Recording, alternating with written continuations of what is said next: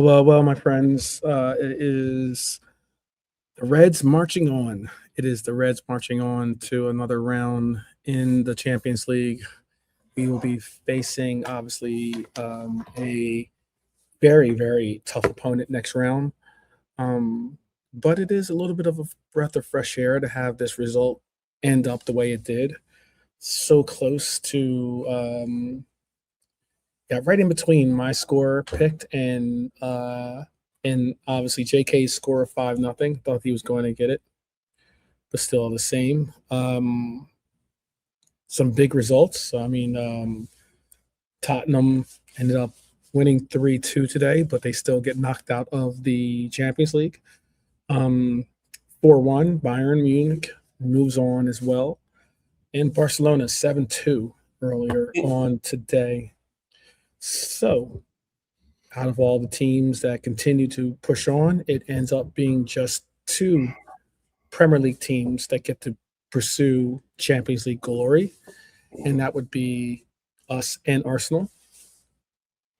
And revenge time for certain. Yeah, and it's Real Madrid and Bayern's a juicy tie, isn't it? That should be a good one. Yeah, that should be a really good one. I'm looking at some very interesting. Let me get the exact. Actually, you know, I'll just pull up the. I'll pull up the UEFA score line here because we will be having something of a.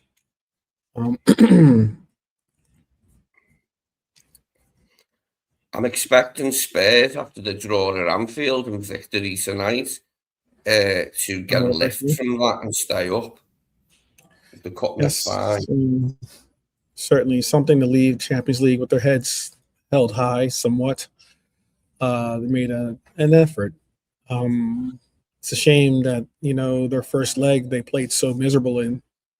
But they did make an effort at home and they performed well enough to get the win. So more power to them. Let me show you what we have left. As we are now into the quarterfinals.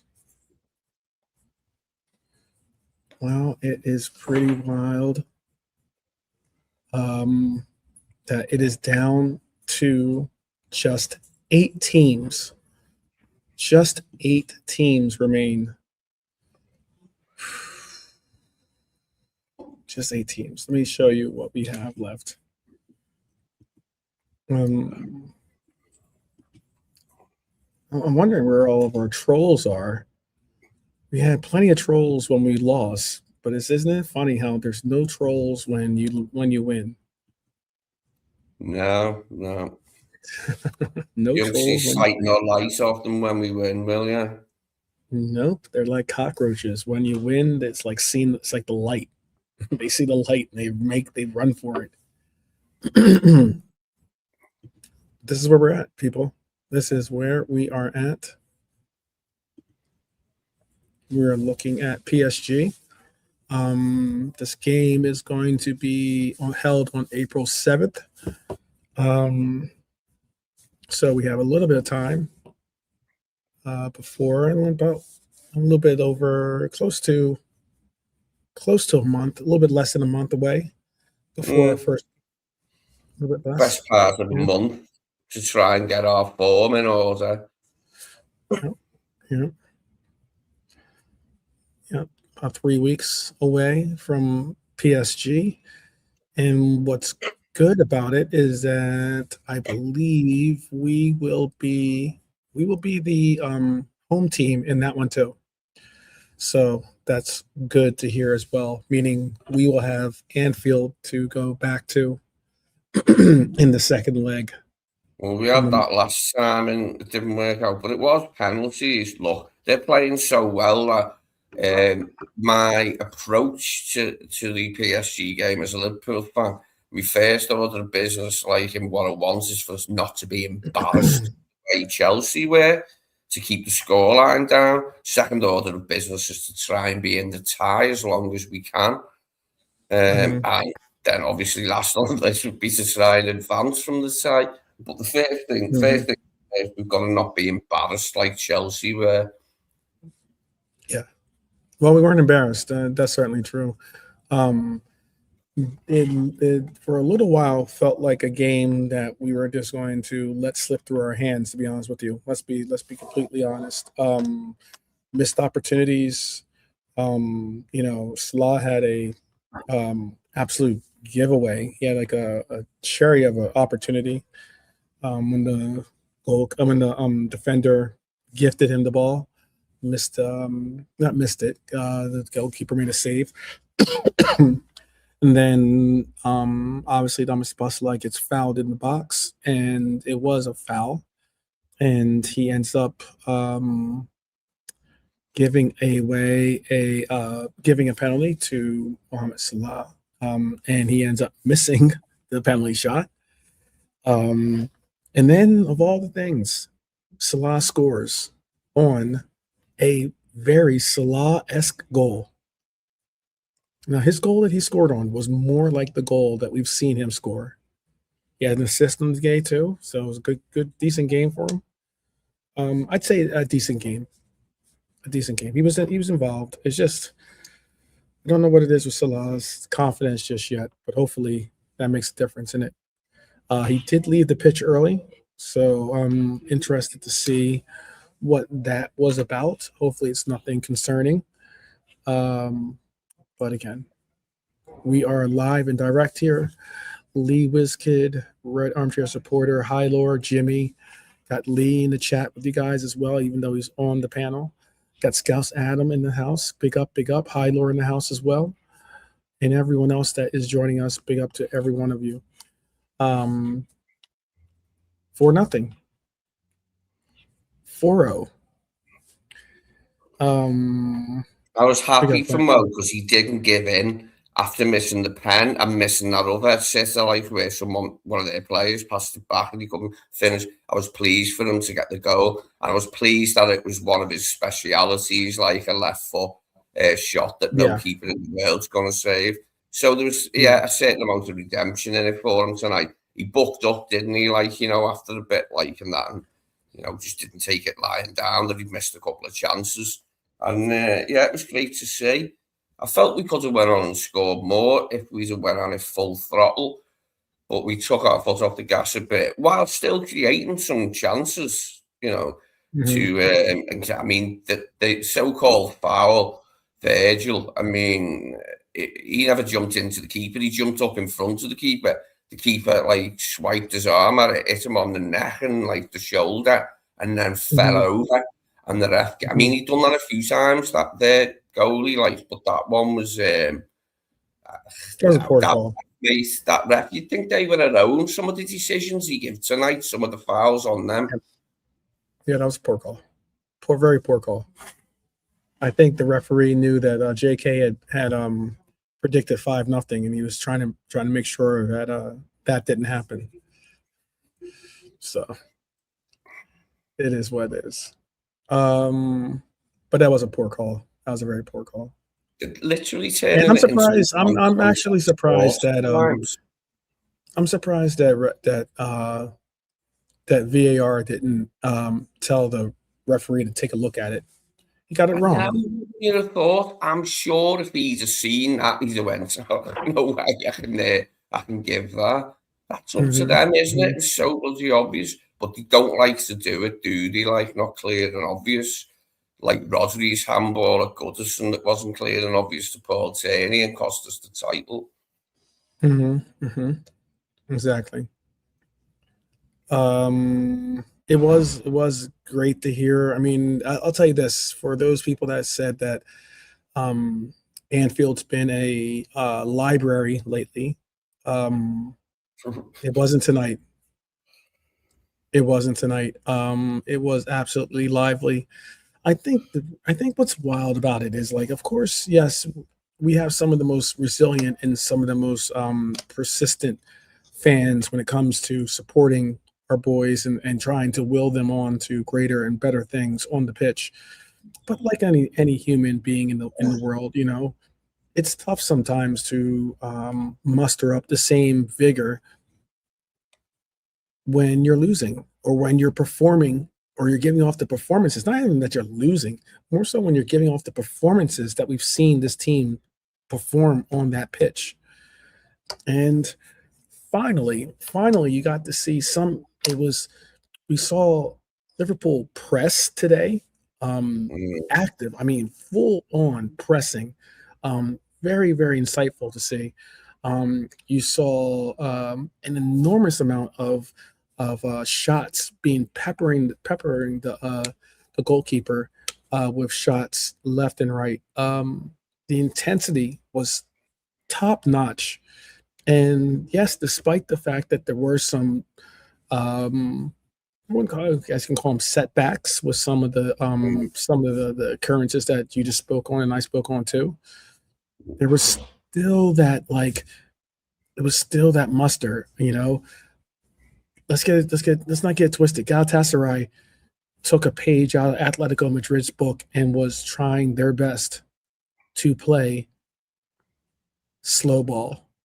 They were doing their best to fall to the ground on every opportunity they could to stop the momentum, to stop the pace of the game. And at first, it looked like it was possibly going to work in their It benefit. was working for a while, wasn't it? And some of it was scandalous. The one that Singo done, where he come out from centre half, tried to header it. There's no one near him. Didn't make the header, and then just crumpled onto the floor. No wrong with him, stayed on the floor for ages. But they were trying it on all the time, whether there was anyone near them or not. And the ref was buying it, like, as well. The stand-in ref, whoever he was. And I'm not going to put it like I know I saw Trudon. Shout out to Trudon up there. I get what he's saying by saying it is Galatasaray. It's not like we're talking about prime Barcelona or something like that. But one thing is that all bets are off when it comes to Champions League. This Galatasaray team came in with a game plan in mind, and they came in with a 1-0 lead, and they've beaten us twice, albeit twice at their own house.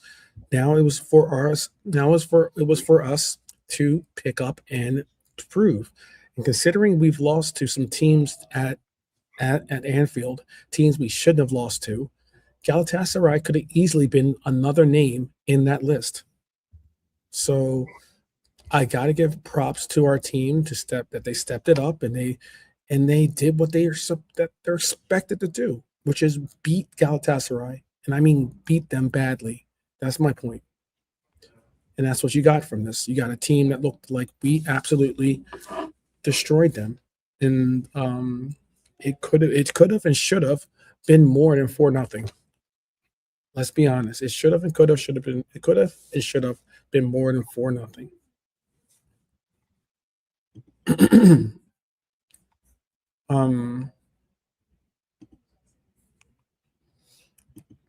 bring up the game here. You know, it was encouraging, like, and all that, but I forgot about Torreira. He was always a pugnacious little bleeder in the Premier League, wasn't he? A competitor. Forgot about him. Yilmaz was bright at times when he got the ball. Thankfully, we didn't let him have it much. Yeah. Very interesting. They gave their goalkeeper a 9.9. Wow, that's a great score. This is Sofa scores, ratings right here. 9.9 for their goalkeeper. My favourite doing is at Brighton.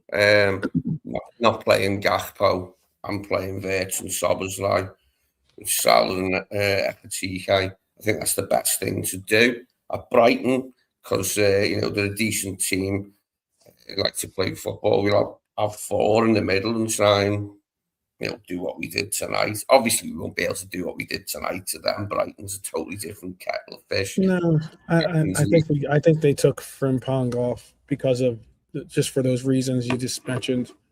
They want a fresh Frimpong for a game that we had comfortably in control. I think Frimpong was one of the first names to get substituted off. And I'll even double check on that because I think he was. Yes, for us at least, he was the first name to get taken off. It was the 67th minute. So that's substantial. I think that means that you'll see Frimpong start as our right back on our upcoming Brighton game.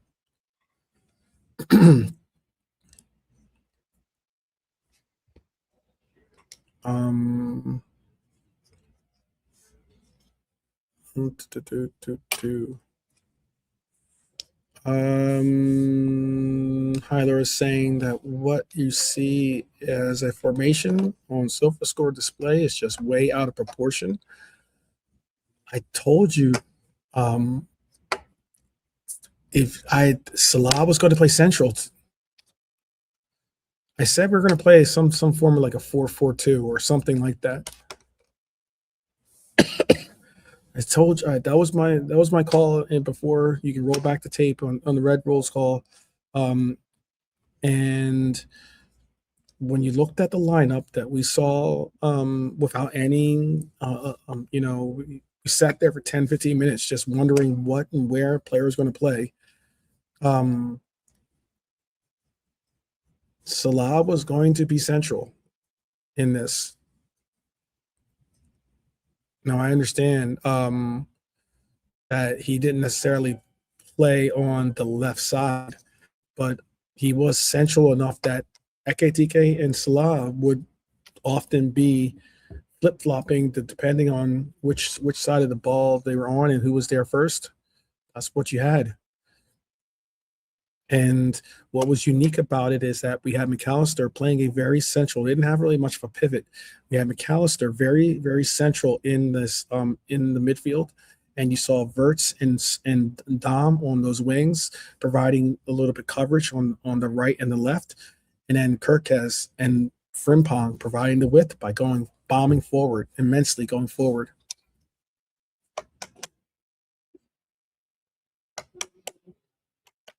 So,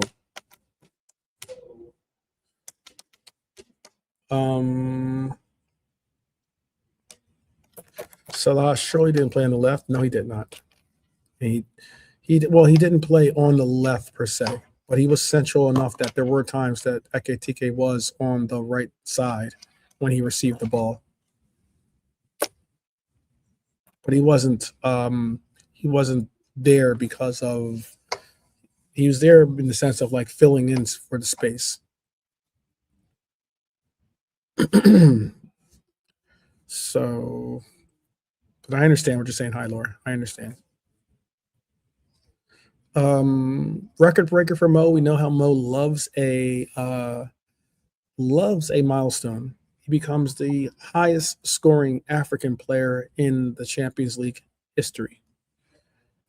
Let me repeat that. Yeah, that's an achievement, that, isn't it? He's had some, just been a lot of rivals, like.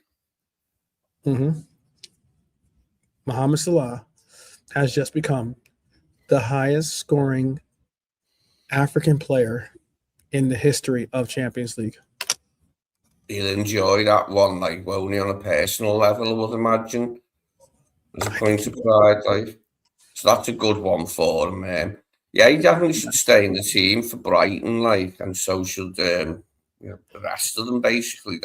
For me, that has to be the team against Brighton. Don't want to be seeing any changes to that. And I'm hoping Frimpong can play longer and longer. The longer he's been back. Because, Curtis did all right when he come on, like, but you prefer to keep it with Frimpong if you could. He should and could. Definitely so. I'm just going to look up something now. I forgot I was going to look up. Let's see what you guys are saying. That intensity is really all we have missed. It is. it was night and day difference when it came to the intensity that you saw on the pitch. I mean, they were finally really putting in an effort of putting in a press, putting in. I saw players prepared for that second ball, seeing Salah, or excuse me, seeing VVD or Ibu, knowing they're going to win the header, and players positioning to get to that second ball. It was something that you needed to see from this team, I think. I'll tell you this much. It is easily the most animated I've seen our coach. It is the most animated I've seen our coach on the sideline. He was, with the time wasting early on. He was going off his head at that doppelganger fourth official of his, that bald-headed fourth official fella. Was standing on the touchline and he was going mad at him. Yeah. It was also because of there was I guess there must have been a late minute substitution in the referee assignment. The referee that was assigned to this game, I believe, wasn't the referee that we ended up seeing. So, the fourth official became a new fourth official, and obviously, a new player became a new referee was brought on. Rare that happens, isn't it? Like that, you have a substitute ref, like. Yeah. I thought it was immensely incredible that there was only 5 minutes added in on the first half, for instance. I agree. For all the time wasting that was put onto this game, and I'm talking about plenty, whether it was falling to the ground or even the long waiting period that went on with Osimhen's injury. And apparently it looks like it's going to be a serious injury. It might be something of a fracture or a broken bone or something, broken orbital bone, something on his wrist maybe. It was a very innocuous looking challenge, wasn't it? I thought he was milking it. Yeah.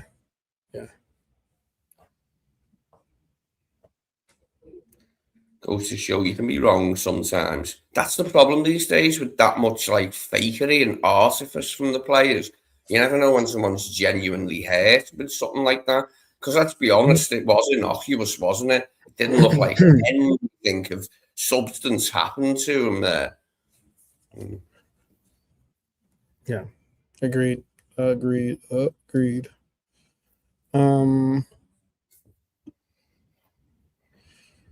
This is the statistics for it.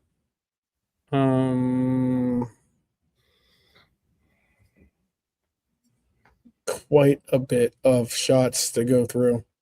Quite a bit. Okay, TK. Florian Wirtz. Florian Wirtz should have had a goal in this game, one or two maybe. McAllister had a goal. I think that was a really big goal that he should have had. We had 8 big chances in this game. 8 big chances. Our expected goal was we had a 5.02 xG to their 0.18. What a difference. What a difference 2 legs make. He wasn't at full pelt McAllister, but he was a little bit more lively, like in his link-up play and around the edge of the box. He was unlucky not to score. I mean, he hit the bar with that one, and then that pathetic nonsense where it was wiped out because the goalie hit Virgil rather than the other way around. But anyway, he was okay. He was a bit more like the Mac we would expect and hope to see. And I hope he does that at his old club on the weekend. Absolutely. Agreed. Just a bit more effectively this time, like maybe actually scoring. Yeah. That's pretty wild if you look at it too. in those 8 big chances, we had 7 big chances missed. I wish I could go through all the big chances. Wish they could tell us which one of all the 8 big chances are missed. I wonder if one of the penalty kick is one of them. I guess probably. The one for Birch was the one that was going in, and the guy got a touch on it to take it over. But he had a couple of others where he cut off with a different bit of twisting and turning, and maybe engineered himself something. So he wasn't quite a full pelt either himself, but he's getting there. And he was good. He was lively anyway tonight. He wanted the ball and wanted to make things happen and wanted to link up with Hugo. Mm-hmm. Yep. Rio takes the piss pressure. What pressure? Okay. VVD got the ball first. If anything, it was VVD who was fouled. I thought, yeah, that was definitely the case. That was definitely the case. Yeah, for me, there was just no foul on the VVD, and no foul on the goalie.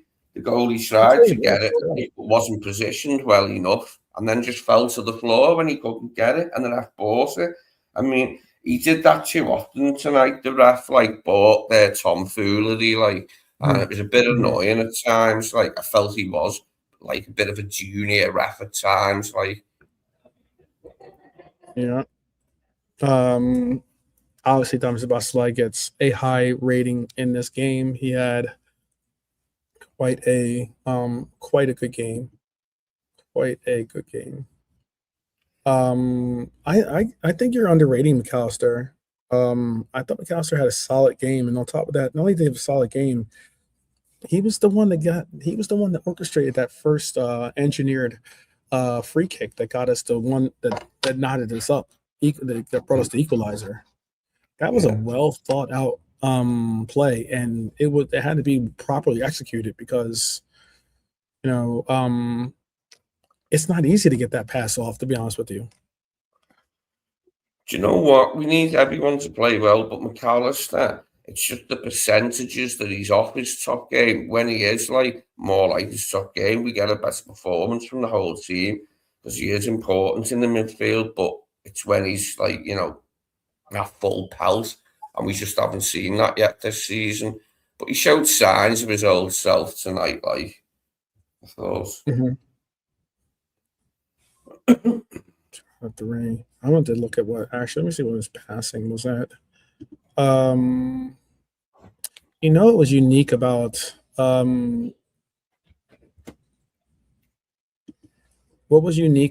VVD tonight, at least I thought, was the fact that he was giving off diagonals left and right, and often they were going to the left side. He was often searching out Ekitike on that left side of the pitch and connecting with them, by the way, too. 89%, 100% in his own half, but 78% in our opposition half. 7 out of 11 for long balls. He was definitely putting in an effort when it came to trying to get us on the front foot.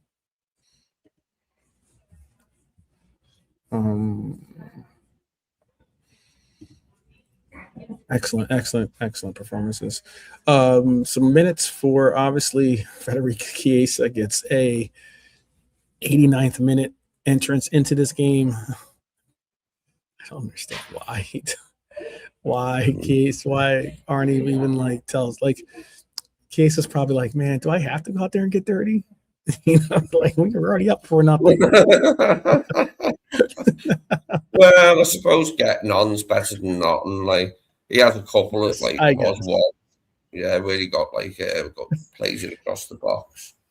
But, yeah, do I have to go out there and do you really want me to have to go take a shower after this game? Because dang. What's the point? He won't need a shower when he comes in after that, will he? There's no point. Probably not. If you were on the pitch for 3 or 4 minutes, would you come in and get a shower? Yeah. Chiesa's smile was like the Mercy Tunnel. There you go. VVD passed the ball forwards. Allison was self-assured. Mo pressed, tackled, and ran. He did. Mo Salah was playing like his name was Mane today, by the way. And that I will give to Salah. He was playing like his name was Mane in the sense that we all know that Mane has played as a front player for us. And we had the ability to see Salah in a forward role, in a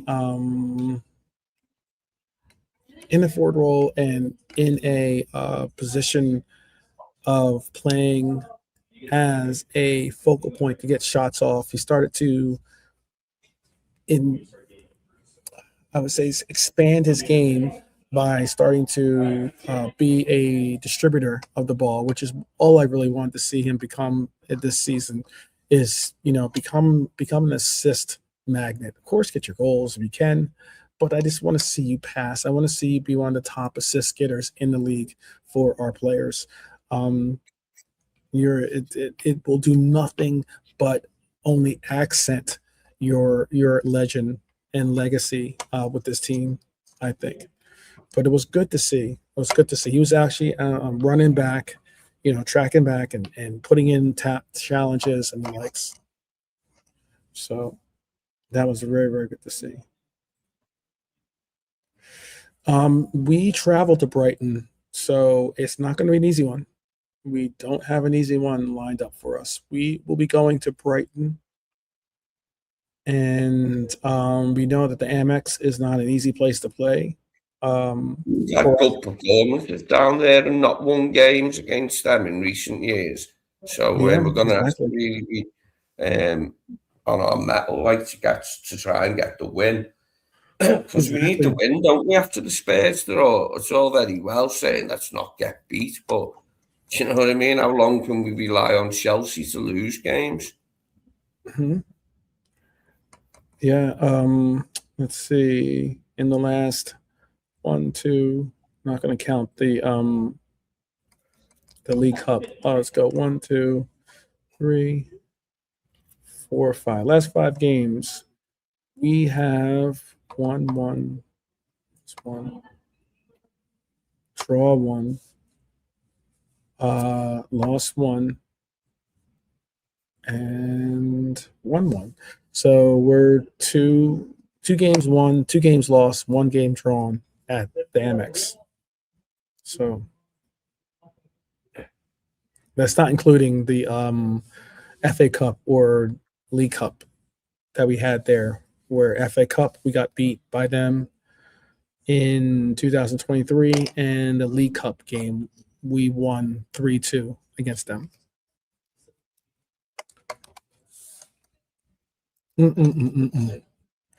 What's on your mind, people? How are you feeling? What was your feel-good moment in this game? What was your feel-good moment? Tell me what it was for you guys out there, if you can. If you're on X, if you're on X, still put it in the comments section. I still get to see your comments, despite the fact that I'll have to share them, but I will share them with the YouTube crowd. Tell me, what is your feel-good moment? There was a few tonight. Mo getting his goal after being denied a couple of times. Szoboszlai's finish with his left foot for the opener. Hugo as well. Like Hugo's, Hugo's was a simple finish. I liked his celebration. That was a good laugh, like putting his thumb up and all that. I like standing on the spot, putting his thumb up and that to the crowd. Yes. More of this, please.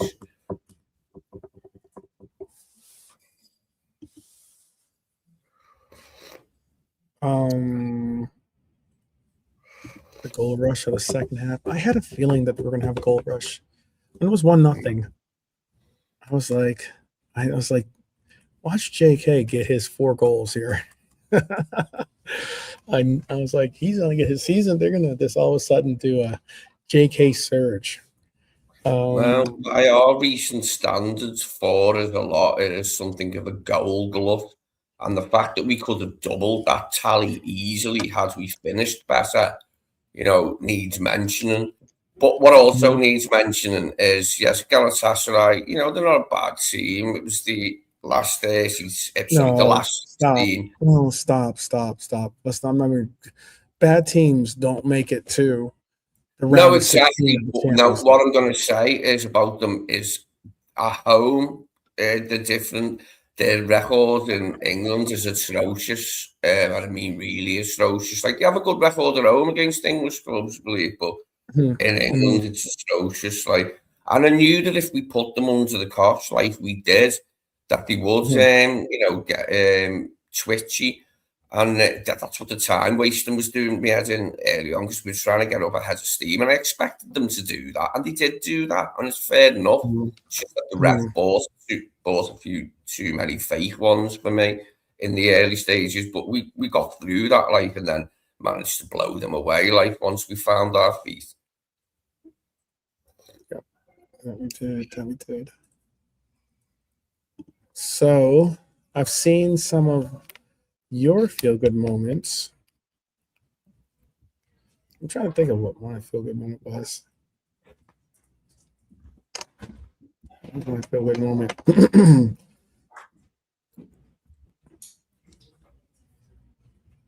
I probably would. I mean, like, I want to say it was Dom's goal, because I think that was not corner taken quickly type style, but it was something that they obviously practice in. It was something they practice in training, obviously, and it was something that McAllister and Dami Sabasli had the intelligence to know when was the appropriate time to actually try it out, to put it into works. Yeah, I'd say that was the goal. 3-1 chalked off by 65 minutes, like old times. Yeah, 3-1 chalked off. Yeah, that goal should have counted. But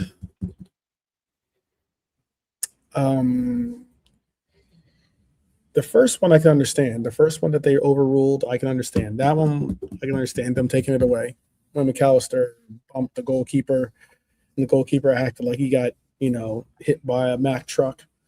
That one I can Do you understand. know what? I'd love to be a fly on the wall when that ref watches that back, the Virgil supposed foul, to be in the room while he looks on telly and sees what happens, like, because you'll feel a dickhead. I'd like to be a fly on the wall to see his face. But anyway, yeah. Well, you know what's going to be. You know why I reacted the way when you said the whole Galatasaray. I understand Galatasaray isn't a mac and cheese truck. That's what it is, right? Mac and gravy. Maybe, well, you know what? I was really happy to see Gravy get a goal, by the way. It wasn't the best taken shot, but it was definitely it was nice to see Gravy get on the books. I forgot that Gravy had a goal for a quick second. But what I was going to say is, like, why I reacted the way I did when you said the thing about Galatasaray. I definitely understand your the angle that you're taking about Galatasaray not having a good record in Europe, but at the same time, especially for this moment, Liverpool need we as Reds, and this team especially, need a real shot in the arm. We need that, like, we need that boost. And going at home, there's people thinking that we're going to lose this game. By the way, there were people thinking that it was going to be a lot closer than it was. And we came out, you saw a team that was resilient. We saw a team that felt motivated. We saw a team that had that was pressing, that was shooting like we haven't seen them do before. 30 some odd shots. What someone said, I think was the list of how many shots we got off tonight. Let me see how many shots we got off tonight. It was let's see, total shots, 32 shots in this game. 32 shots in this game. 8 big chances. That's something of a team recognizing that they have to make the moment count. Now, can they sit back and rest on their laurels? Absolutely not. But I mean, like, we're going to have people come out, and I'm not saying we're going to have not only our rivals, especially, but we're going to have our own people. And this isn't a shot at Trudon, by the way. This is not a shot at Trudon. But we're going to have people come out and say, "Oh, but it was Galatasaray," and it's kind of like, look, they're a decent enough side. It's just like when you play them at home, you've got to put them under pressure. And the key part was like once we scored 1, then 2, that we kept on going at them, so they knew we weren't going to back off and let them into it. Like, and it did the job. You know, they were on the back foot for ages. We had them on the ropes at the end of the first half, mate. They managed to get to half time level, but we had them on the ropes for about 10 minutes non-stop in the first half, but just couldn't get the second goal. That's the point, though, is that, like, you could have said the same thing. Oh, but it is Spurs. And look at what Spurs did to us at home. My point is this, is that no team, especially a team that's in the round of 16 with a lead, with an aggregate lead, all you have to do is sit back and try to defend if they really wanted to, okay? A team that is 1 foot into the quarterfinals, I'm saying that you have to give it up for a team that steps up and performs, period. And no matter who the competition is, I don't care if this was Karabag, I don't care if this was Spurs for that matter, all over. It's the matter of the fact that they had to step up, and they did. And not only did they step up, they made a resounding presence in that second half, especially because it could have easily went south. When we missed that penalty kick, when we missed the little gimme, you know, it could have easily went south. But yet here you have Mohamed Salah step up, get a really good assist, and get a great goal, get a Mohamed Salah style goal for himself.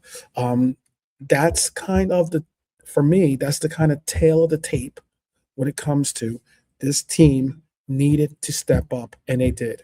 And when they do, you have to give them proper praise and appreciation for it. Otherwise, you're just I think you're just a doom and gloomer. You're just a Debbie Downer. That's even better, you know. No, Turkish teams have had some good clubs over the years. I think Fenerbahce have done better in the past a long time ago in like the European Cup than what Gala ever did. But like that UEFA Cup final against Wenger's Arsenal, I quite wanted Arsenal to win because I like Wenger's Arsenal, but Gala winning was enjoyable because it was something, you know, an underdog and whatever, someone different winning it. The penalties, you can't. Wasn't it? Davor Suga was the criminal at the end for Arsenal. Of all people. Lee, you can't be that because there's already a Lee Gunner. There's already a Lee Gunner. You can't be Lee Gunner or any of those guys. You're Lee Gala. I'll be Lee Gala. I'll be Galatasaray's Liverpool correspondent. Hey, I didn't know this. The Bosphorus River freezes over sometimes in cold winters. I was watching a Turkish film and that happened in it. Like, it's just an interesting thing. Never seen the Mersey froze over, but that's interesting. I can't even remember what the name of that. That's so sad that I'm going blank on the name of that. You've been to Turkey, haven't you? 12. I have been. I was in Turkey for a month actually. I'd love to visit Istanbul and have like a local guide who could show me around all the good stuff, the old stuff and that, like, because it's such an ancient city. Off that. It's a beautiful country. Beautiful country.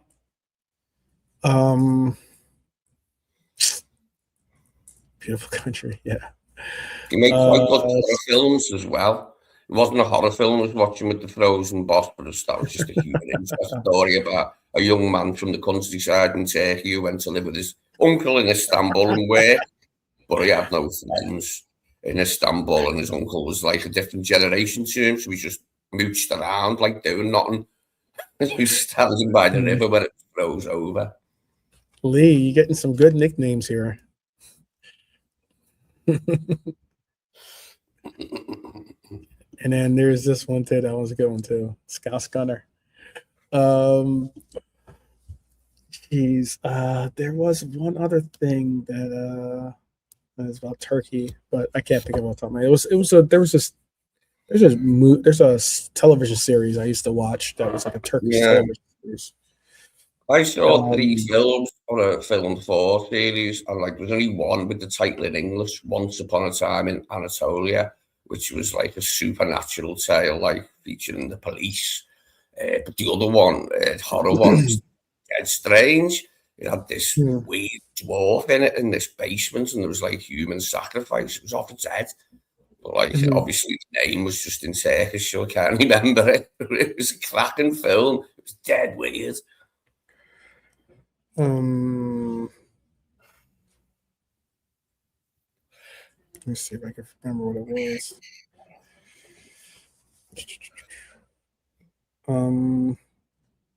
I remember it was a good one too. I used to watch it. Like, it's a weird too because there's like 70 episodes in like one season or something like that. Okay. If not more. It's like something crazy like that. It's gonna really irk me that I can't remember the name of it. Anyways, people, what are your thoughts about who should be the player of this game? This SofaScore has the player of the match being the goalkeeper for Galatasaray. But who was your player of the match? You can tell me in the chat. Lee, I'll give you an opportunity to tell me who your player of the match was. Okay, player of the match. Okay, let me see. I would like to. Sabo was good, but I mean, we expected of Sabo more often than not to be outstanding when he plays in midfield and a threat. Thought Wirtz was good. I would probably give it to Hugo because Hugo looked like he enjoyed himself. He got his goal. You know, it was an easy finish, but he got his goal. But he was involved in doing his usual Hugo bits, like of trying to get away from people, trying to create space and play people in. And he was a threat all night. Only got 1 goal, but he could have had a couple more maybe. Yeah, and I enjoyed it for him. I enjoyed his celebration and that he was made up for Mo to get an assist because that booked Mo right up, didn't it? And then he got a goal himself. Okay. Kerkez was good. Kerkez battled away. Their keeper was incredible, says Red Orange supporter. Lee Wiskid originally gave it to their keeper as well. But he then said Dom 100%.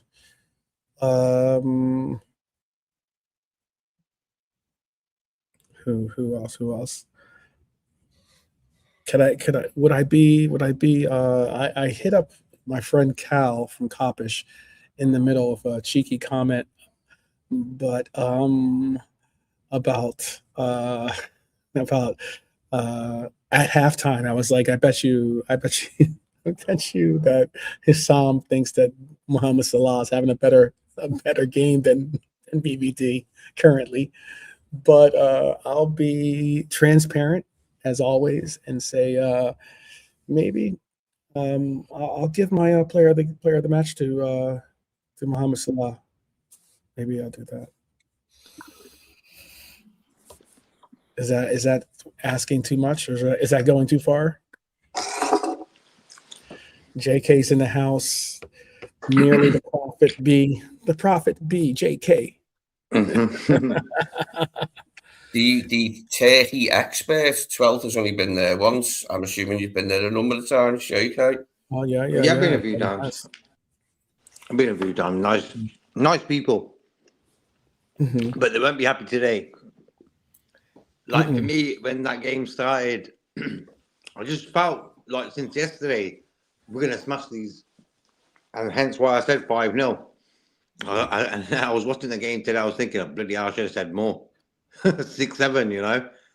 I told Fair you play. that you thought I said it to you. I said, "Hey, you can make your thing." And I'm like, "You want to go 6? You want to go 7?" And you looked at me. You looked at me. You were like, taking the piss though, bro. Yeah, no, I was dead serious. I was dead serious.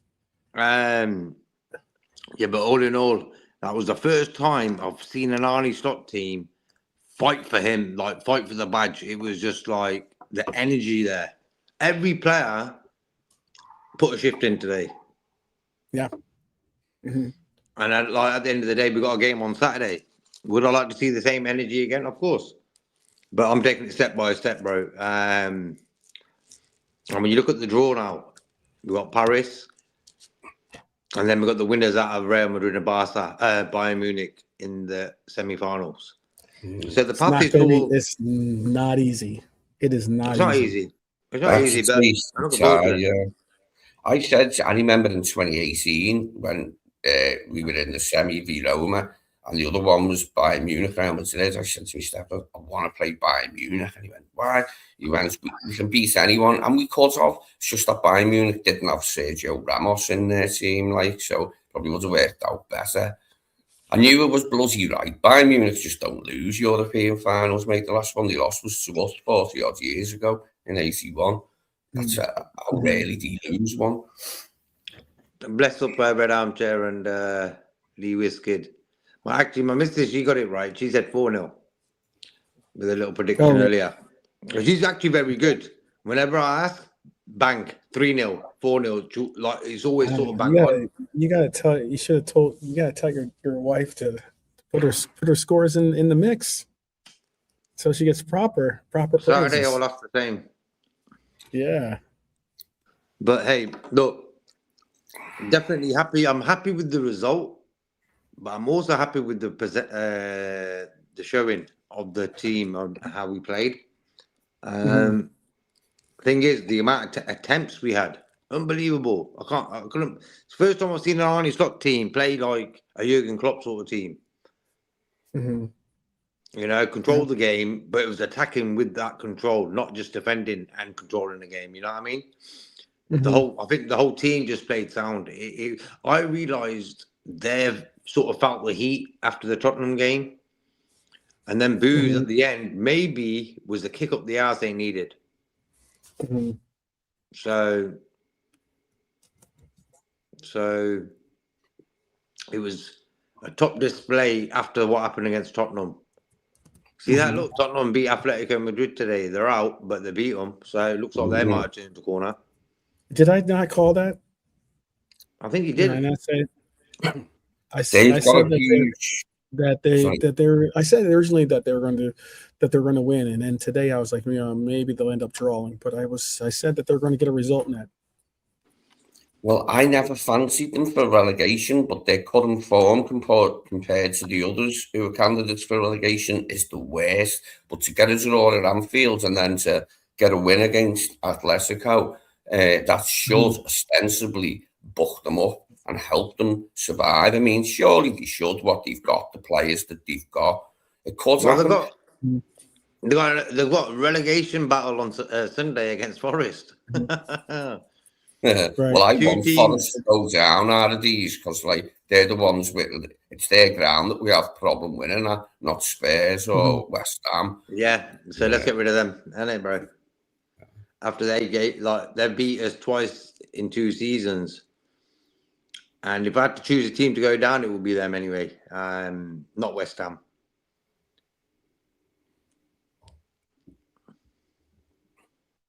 I bet WizKid's happy with a better display like that. You know, it's all about consistency now. It's all about consistency. And when it's all about the mindset of a player. And when you look at that display today, how can 3 days be so different? How can that game against Tottenham was so lackluster, slow, and we should have beat them pretty sort of easily. But even though look how many chances they created against us, Tottenham. Galatasaray today had 1 shot, I think, on goal. Well, it felt like that anyway. It Never felt like worried. that. Yeah. So Yeah. that was good that we didn't do that today as well. Kept a clean sheet, and we also kept things down to a minimum. And that's what it's all about for me. I don't care if we win 1-0, but the game could have been horrible. We could have had chance after chance against us, and we've had one chance and we've scored. I don't want to be a Liverpool team like that. I'd rather be a team that dominates, but with exciting football. Today, Slot, for some reason, I don't know, he must have got into his head from us that we were just sort of wishing exactly what everything I wanted about today happened.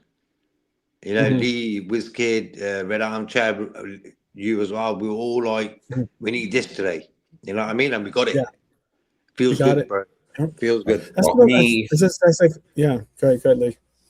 I've got my fingers crossed that getting his goal and a beauty too, plus an assist, will buck Mo up. I mean, he was frustrated with the pen and the other sitter that he had that he should have put lower, but then he kept plugging away, didn't he? And you could see like the confidence return, like it after his assist, like the confidence of the drain from sort of return. He was like, okay, you know, I can still Bro, do I this. said he's going to score. I He said did. Salah's going to score. You did. You I knew he was definitely going to did. score today. And when he missed the penalty, I was gutted for him, but I thought, you know what? It's all right. It's all right. He'll get one still. Yeah. And he did. And it was a beauty. It was one of them old school Salah It was type of a goals. Salah type goal. Yeah. And Definitely you know, was. Florian Wirtz, bro, he's like a Beethoven type of player. He don't even have to touch the ball. Type And of he's, player. you know what I mean, bro? He's just a conductor, man. Okay. He's just Beethoven, not Bach. He's Beethoven, not Bach. I just wanna make sure Beethoven. He's still German. yeah, I know they're both German, right? So that's why. Yeah. Yeah. Lovely, lovely Ludwig van. There you go. But he was slowly. Remember, I was saying last night about him and Salah were sort of forming a little bit of a bond before Wirtz got his back injury, and I said him and Salah were looking to pass to each other now. It weren't like that back in the days, and all of a sudden they were doing that. Then he got injured, and today they were back at it. They were passing, and when they then two up the ball, we seem dangerous. You know what I mean? And because they're the type of guys who are going to do something dangerous, and their move, their words, even that little ball to Salah for Salah to shoot and then Gravenberch scored was beautiful as well. Yeah. Yeah. You know what, bro? Wirtz, I think someone said in the comments earlier that Wirtz is not even putting his foot down yet. He's just strolling. He's a stroller football. And I think if he put a bit of pace into his game, the guy's going to be like a little bullet. Yeah. Agreed. There was times that he should have just, if he was more of like that, like assertive player towards the ball, he would have scored so easily. There was a couple of shots and opportunities that he had right in front of the goal where I was just like, oh, you've got to put that away. Yeah, he's just lacking that bit of assertiveness and sharpness, I would say. But considering I do. his way he plays football and stuff, yeah, he don't need that. It's weird how to explain what I'm saying. Like he's a type of guy. He's a floater of a footballer. He's not like Darwin Núñez is not a floater of a footballer. He's very sharp. And, yeah. True. You know what I mean? Yeah. Like as in Darwin Núñez tried to play like Bobby Firmino, it wouldn't work out for him. Plain and simple. There were times when I saw even like Ekitike in the middle, and I'm thinking like, if that's Bobby, oh my goodness, he'll dribble through all those players, and he doesn't have to make a cannon shot. He could just he's just tapping it in, but yet Ekitike is one of those players that needs long strides. He likes to float with the ball, as you were just speaking on, in my opinion. So he needs a little bit more space to get started and to get stopped and started, and that's the difference, big difference. But I'm looking forward. I'll tell you this much. I'm happy he scored too. But I was just going to say quickly that I am looking forward to when Isak comes back. I'm looking very forward to when Isak comes back, because you might get some of that workload as well, just to help him out. because I think sometimes when you want to take Ekatike off around the 70th minute, like today, you kept him on pretty long. You didn't need to. You could have brought Ekatike on Chiesa on way before that for Ekatike, but hey, it is what it Yeah, is. I think that he's got a. I think that Slot thinks in Chiesa's contract he can only play him if it's any bit over 5 minutes. He can't play him. Apparently, I've heard that. he's got to wait to the 88th, 89th minute to put in Chiesa. I'm like, man. Did you see him celebrating the goals, Chiesa, when he was on the bench? Yeah, Chiesa, I love. See, that's the thing about it. And again, this is something I'm going to get in with because I was commenting with Fozzie and Anton or Ant, and they were going off about like different players, and and they were talking about the nostalgia era of football and the likes.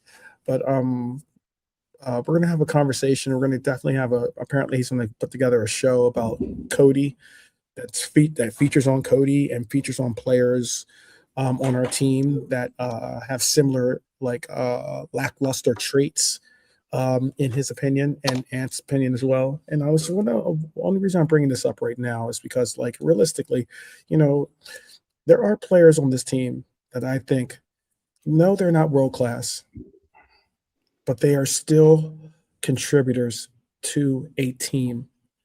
Like there are players that are team players. Chiesa is not a starter. Let's not get it twisted.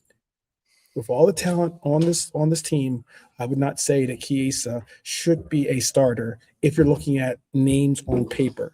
But I will go as far as saying that Chiesa is a quality teammate, quality team player. And those kinds of players are essential to fully comprise a team, a winning team. Because the last thing you want is people on the bench that are like, disinterested, not even paying attention, not supportive of you on the pitch, not engaged in the game. He's one of those players that, Allison said it about him. He said that he is one of the best teammates he's had ever. And trust me, Ali's had some great teammates. So we'll get into a little bit. I'll tell you a little bit more about when that show is going to happen. I know Fozzie said he's going to put it together, have a little debate, football romantic versus the football philosopher. I don't know what his nickname is. Fozzie's nickname is football OG. What do you guys call him? You guys call him? Yeah, who? Fozzie? Yeah. Fozzie's like one of them old school guys, you know what I mean? Yeah. The OG he's type of guy. Old school Fozzie, old school. So Fozzie old school. I'm gonna call him that. Fozzie old school. There you go. But you can imagine in Goodfellas, the part where he's introducing everyone now. This is Johnny Four Fingers and that. You can imagine hey, this is Fozzie old school. Old school Fozzie. You can imagine it. Old school Fozzie.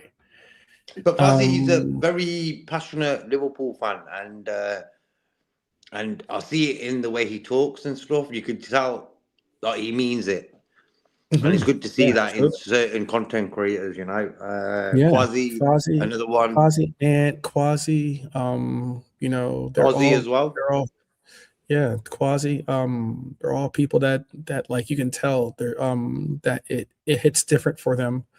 And it's not all just like, playing for the camera like some people do.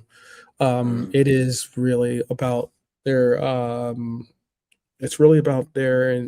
love for the game and their ability to tell you their opinions accurately. But it's saying that, like when you look at like people like Red Armchair, WizKid, Helio and stuff, and even me, bro, like frustration wise, like I'm probably more peed off with more than most content creators who start doing it on the camera and stuff.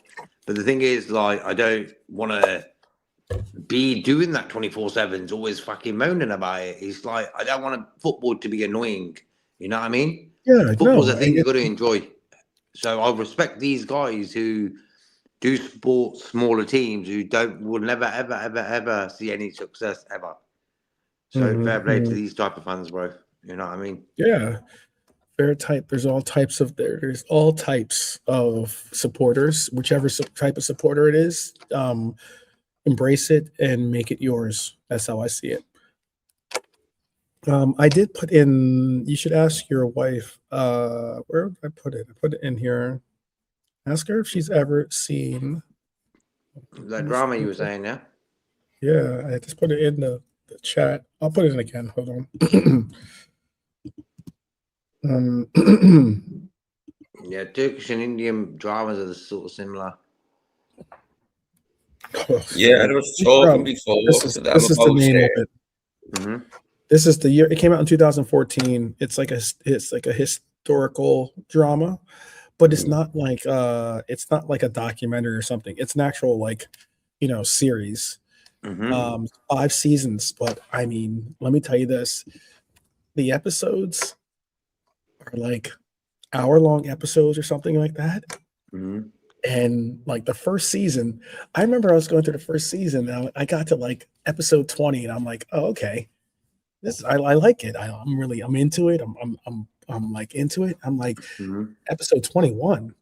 I'm like, oh wow, okay. This is kind of like Walking Dead. I'm like, okay, cool. They're gonna have like maybe like 30 some odd episodes or something, right? Mm-hmm. Episode 56. What? When's this season ever end? What language was it then? It's in I want to say it's in Turkish because I think I was just reading English subtitles. Okay, No, wait, hold on. There's 76 episodes in a season. Okay. In one season. In one season. I was like, what's this Have thing you seen all coming 5? Heck no, man. I got like God, how do you do that? It takes like it. I mean, I remember I got into season 2 and I was just like, I felt like it was an accomplishment. You know what I mean? I'm like, wow, I made it to season 2. And the people in there in the 4th season, they've got kids, they've got grandkids and everything, bro. And oh man, 76 episodes, no lie. It is 76 episodes in the first episode. The first season is 76 episodes. Mate, the evil dwarf in that Turkish horror film I seen, like Mini-Me's like meant to be evil, but he's like only comedy evil. This dwarf, he was like this shaman or something, and there's like some unfortunate people end up in a basement in some house, and there's human sacrifice and that going on. It was dead weird, but it was good. But I can't remember the name because it was in Turkish, just one word. Ditto with the one about the lad who goes to live with his uncle in Istanbul. But, I do remember the name of I'll tell you this much. If you think that season 1 was the reason why I was happy to get through season 1 is because season 2 has 97 episodes. Wow. And like I said, those episodes are not like, it'd be one thing if they're like 30-minute episodes. We're talking about like hour-long episodes. Like think about 97 episodes. That's like 900. No, that's not 970 episodes, 70 hours, but 70 minutes. But it's a lot. If you remember rightly, it's 97 hours. Wow. 2 of the people who ended up in this basement were coppers in this Turkish horror film. Like,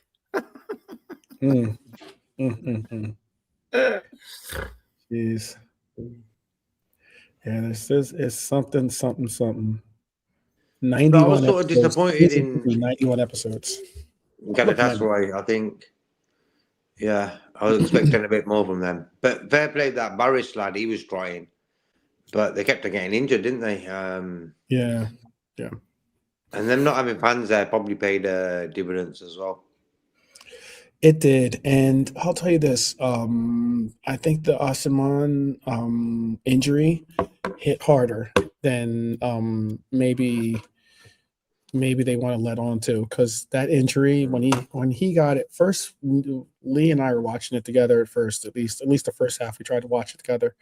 And when that injury hit, we both were like, what is he crying about, man?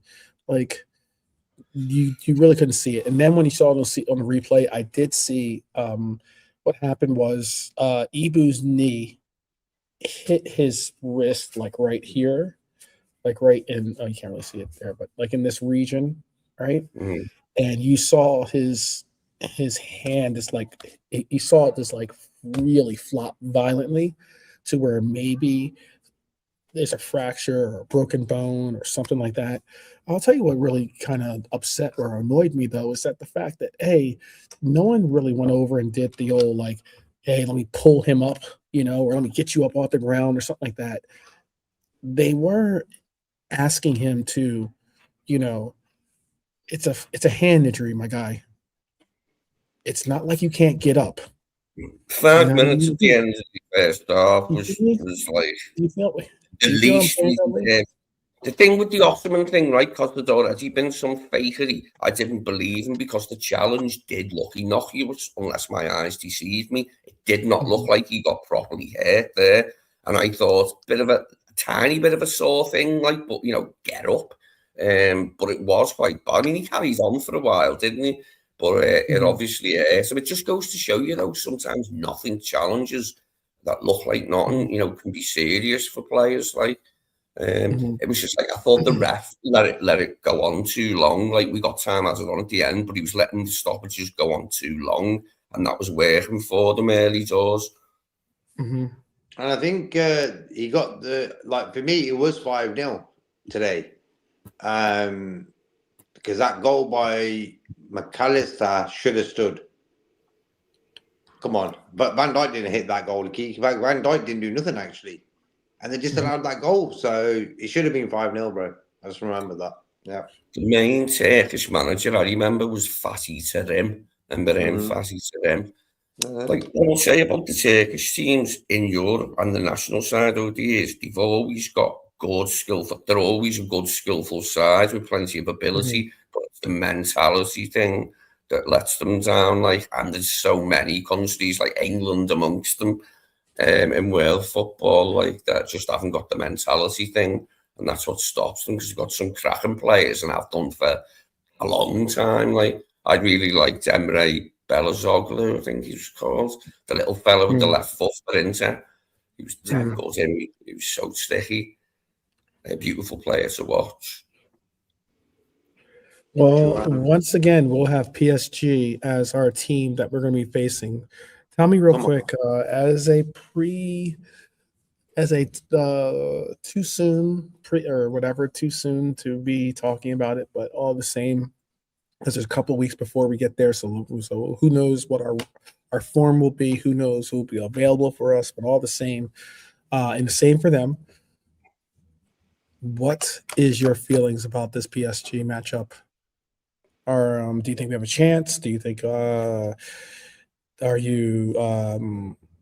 you think we should be, intimidated or frightened, or I don't know? Well, I said before, the first order of business is not to be embarrassed. Look, we can maybe do it if Arne works out a good enough plan and watches enough videos and comes up with something. It's going to take an awful lot for us to come out of this tie.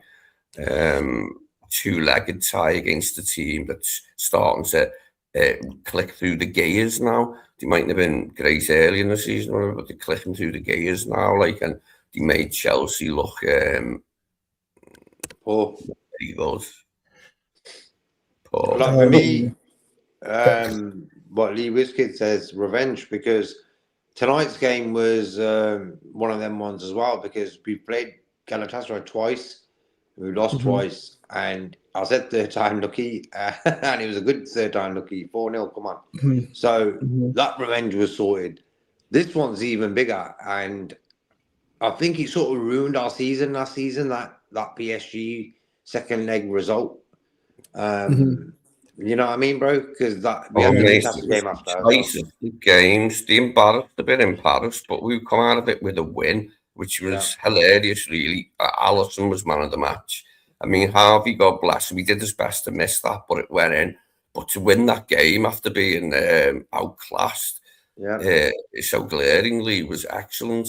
And, they took penalties. I mean, even their goal at Anfield was lucky.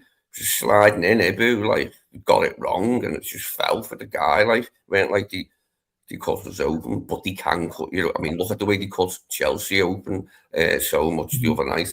And if we don't get it right in midfield and don't, like, have a high intensity in that, we've got to, like, close them down, but without getting dragged out of position, like, in silly ways. So Arnie's got to accommodate this, like, in his plan. He's got to work out a way so we can stay in the tie and sort of regain some of the respect that we've lost in our side. Some might not want to hear this, but I will say this. And this being someone that has been very critical of our coach, but all the same, Arne Slot has the answer to beat PSG. And what I mean by that is that he saw the answer today with the press, the energy, with the let's not really wait for the game to come to us. Let's take the game into our own hands. With the difference of formation that we saw with this team today, I have been asking for 4-4-2 from the very day that we brought in Isak to this club. Now, albeit we do not have Isak in this team currently, but even when Isak got injured, I still was asking for a 4-4-2. And what I was saying is that we should now, at this very moment, utilize Salah as that second striker and have him be more of a facilitator, if anything, but still a second striker, a shadow striker, if you want to call it that, but still have a 4-4-2 where we control the midfield. We bring 4 midfielders into that midfield, which we would do, which we've done before. And once we start controlling the midfield once again, like we have before in other games, when we've had the 4-4-2, or even last season when we didn't have a 4-4-2, but we just ran a good midfield. If we're going to have Florian Wirtz as a quarterback of this team, then we need to have Dami Szoboszlai up there in the midfield. We need to have a Grav and a McAllister in the midfield, active in the midfield, to control our midfield so that it becomes the engine that pushes us forward. I'm incredibly keen to see Isak and Ekitike in the same team next season. And hopefully that'll be under the aegis of Xabi Alonso. I mean, he knows, obviously he's a Sociedad man, like, to begin with. And that's where Isak was before he moved to Newcastle. Xabi would be well aware of him. I'd like to see what he could do with him and Ekitike and Wirtz. And, he could do whatever he wanted formation-wise. 3 at the back, 4 at the back. But, like, I mean, it could be an adaptable formation, where you start off, like, do you know what I mean? And move it around and that, because I think he could do that with the players we've got. But we've got to make some signings in the summer, haven't we? Look, it might still be Slot. I'm sort of leaning towards the side that he hasn't done enough to save his job, so I'm hoping it will be a new man. And I think Alonso could have fun with some of the goodies that are there, as long as we have the right ones to them in the summer to make the ingredients right, to make the right cake, to make a nice cake, a nice new title cake. With icing and marzipan. No, icing and marzipan's horrible. Just like a nice fruit cake with raisins in. Oh, gosh. Okay. All right. Hi, Dara. I'm JP as well. I hope you're cool. Yeah, I guess. Some of us are not fans of fruitcake. I'm sorry. But okay. No, not that weird stuff with big currants in it. They're like nice, discreet one with like tiny bits of currants in. And it's like upmarket and posh. Lions, they're a good one. How about a little carrot cake or something, or red velvet? Some little red velvet or something. Carrot cake's nice. There you go. If you want to keep it. Doesn't sound nice, does it? Carrot cake, though. It doesn't, but it sounds healthy, so that's good, even though it's not. So there you go. Marzipan's a weird one. I'm not a big fan of marzipan. No, too sweet. I can eat a tiny bit of it, or I could when I was a kid, but not now. Not now, mate. We're gonna extend. Do you guys have another 15, 20 minutes in you by any Cool, chance? bro, no problem. Yeah, got all Celebrating night. today. Like, as long as you want to keep going. All right. In that case, I'm gonna shoot out a. Let me see if I can find a tab to send it. If Dara's available, he can come on as well. Yeah. Give a holler. Give a holla. Yeah, carrot cake's nice, Adam. Yeah, carrot cake's good. Carrot cake is good. Do you like carrot cake without icing or with icing? Oh, with icing. Okay. Because that cuts the dough, the the part of the cake, it makes it sort of compatible with that. So that's not so sweet, is it? The icing makes it sweet. That's why I look at it. But carrot cake's a nice one.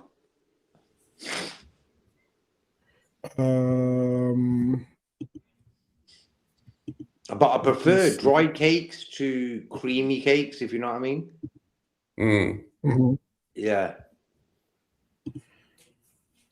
I'll eat most any cake, except for the urinal cake. I would not eat one of them, but I'd eat most any cake, or at least some of it.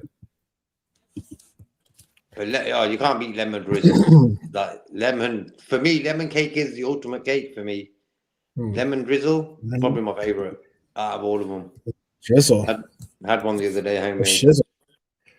Lemon drizzle for shizzle. There you go. And if you use organic lemons that you can get from special shops, it makes the lemon cake even wow. It's like wow. I remember making myself sick a couple of times when I was a kid. The first time was with like marzipan. My mum had made this homemade cake, but it wasn't very good. God bless her. I mean, I was best at age, and it went in the fridge for ages. And it was in the fridge for ages, and I got some of it, and I ate all the marzipan, and it made me sick. And ever since then, I've never been able to eat much marzipan. Yeah, it's one of them ones. The texture is very avocado banana sort of style. Yeah. Let me say this. It is so difficult to talk next to a legend, much less a legend that you actually like, or you have some connection to, in a sense, by growing up being a role model or an idol for you. But it is got to be awkward to be that idol as you stand next to someone else being compared to you. Dami Sabasli in the post-match interview, he was being compared to Steven Gerrard, and he says, "It's a nice compliment for me. I was a child watching him play. Now I'm wearing the number 8. It's an unbelievable feeling. He's a club legend, and I'm so happy to play for this club. We keep going." I wasn't really convinced with his answer in that way, where I don't know, man. I think he don't look at Steven Gerrard in the way we do. He looks at Gerrard. He looks at Ronaldo in the way we look at Gerrard. And I think his answer was sound in that way, but the answer he gave a few weeks or a month or so ago wasn't really that nice. You know what I mean? It was more like, I'm my own player. It weren't like, oh, thanks for the compliment. You know what I mean? Today, because Gerrard's next to me, would probably smack him if he didn't say anything nice. But you know what I mean? He had to give that answer. So I weren't really convinced. The similarities between his and Gerrard's game aren't that many, but what is similar is the rocket in his right foot. And that's the feeling he gives you, and that's why people have said it, I would imagine, because sometimes when he gets it, anything from 30, 25, 20 yards, you expect a shot to like. Yeah, he had a cracker of a shot today too. There was one shot he didn't score, but the goalkeeper had to make a great save on it. Absolutely great save. We have JP in the house. Hey, JP, big up top, man. Big up, Lee, JK. Good victory today, man. Good victory. Excellent. Victory. Well, since you're joining, we're gonna you got to tell us what's your feel good moment of the day then from this game. What was your feel good moment, and who's your player of the match? Yeah, it was hard to choose. A lot of them was like this was the first performance in probably about a year that everybody was clicking, and we were able to enjoy the performance. Dominant. It reminded me of Liverpool on the club, right? But like for me, I would say I'll give a tie between Wirtz and Etetike. These guys just showed today that they are our future, man. Once these guys get flowing, they get more experience. Remember, they're young too. So once these guys get flowing, get some experience under their belts, get some more years under Liverpool, we have a good duo, young duo that is probably Liverpool future going forward. So I'll give a tie between Etetike and Wirtz. Okay. What was your feel good moment though? The feel good moment was, I would say, Salah getting his 50th goal. Okay. Is like a very typical class Mo. Like if anybody have to think about a goal, that is Mo. That's the Mo signature move. And after him missing the penalty, I felt better for him. I felt good for him, that he got to cap off his 50th goal.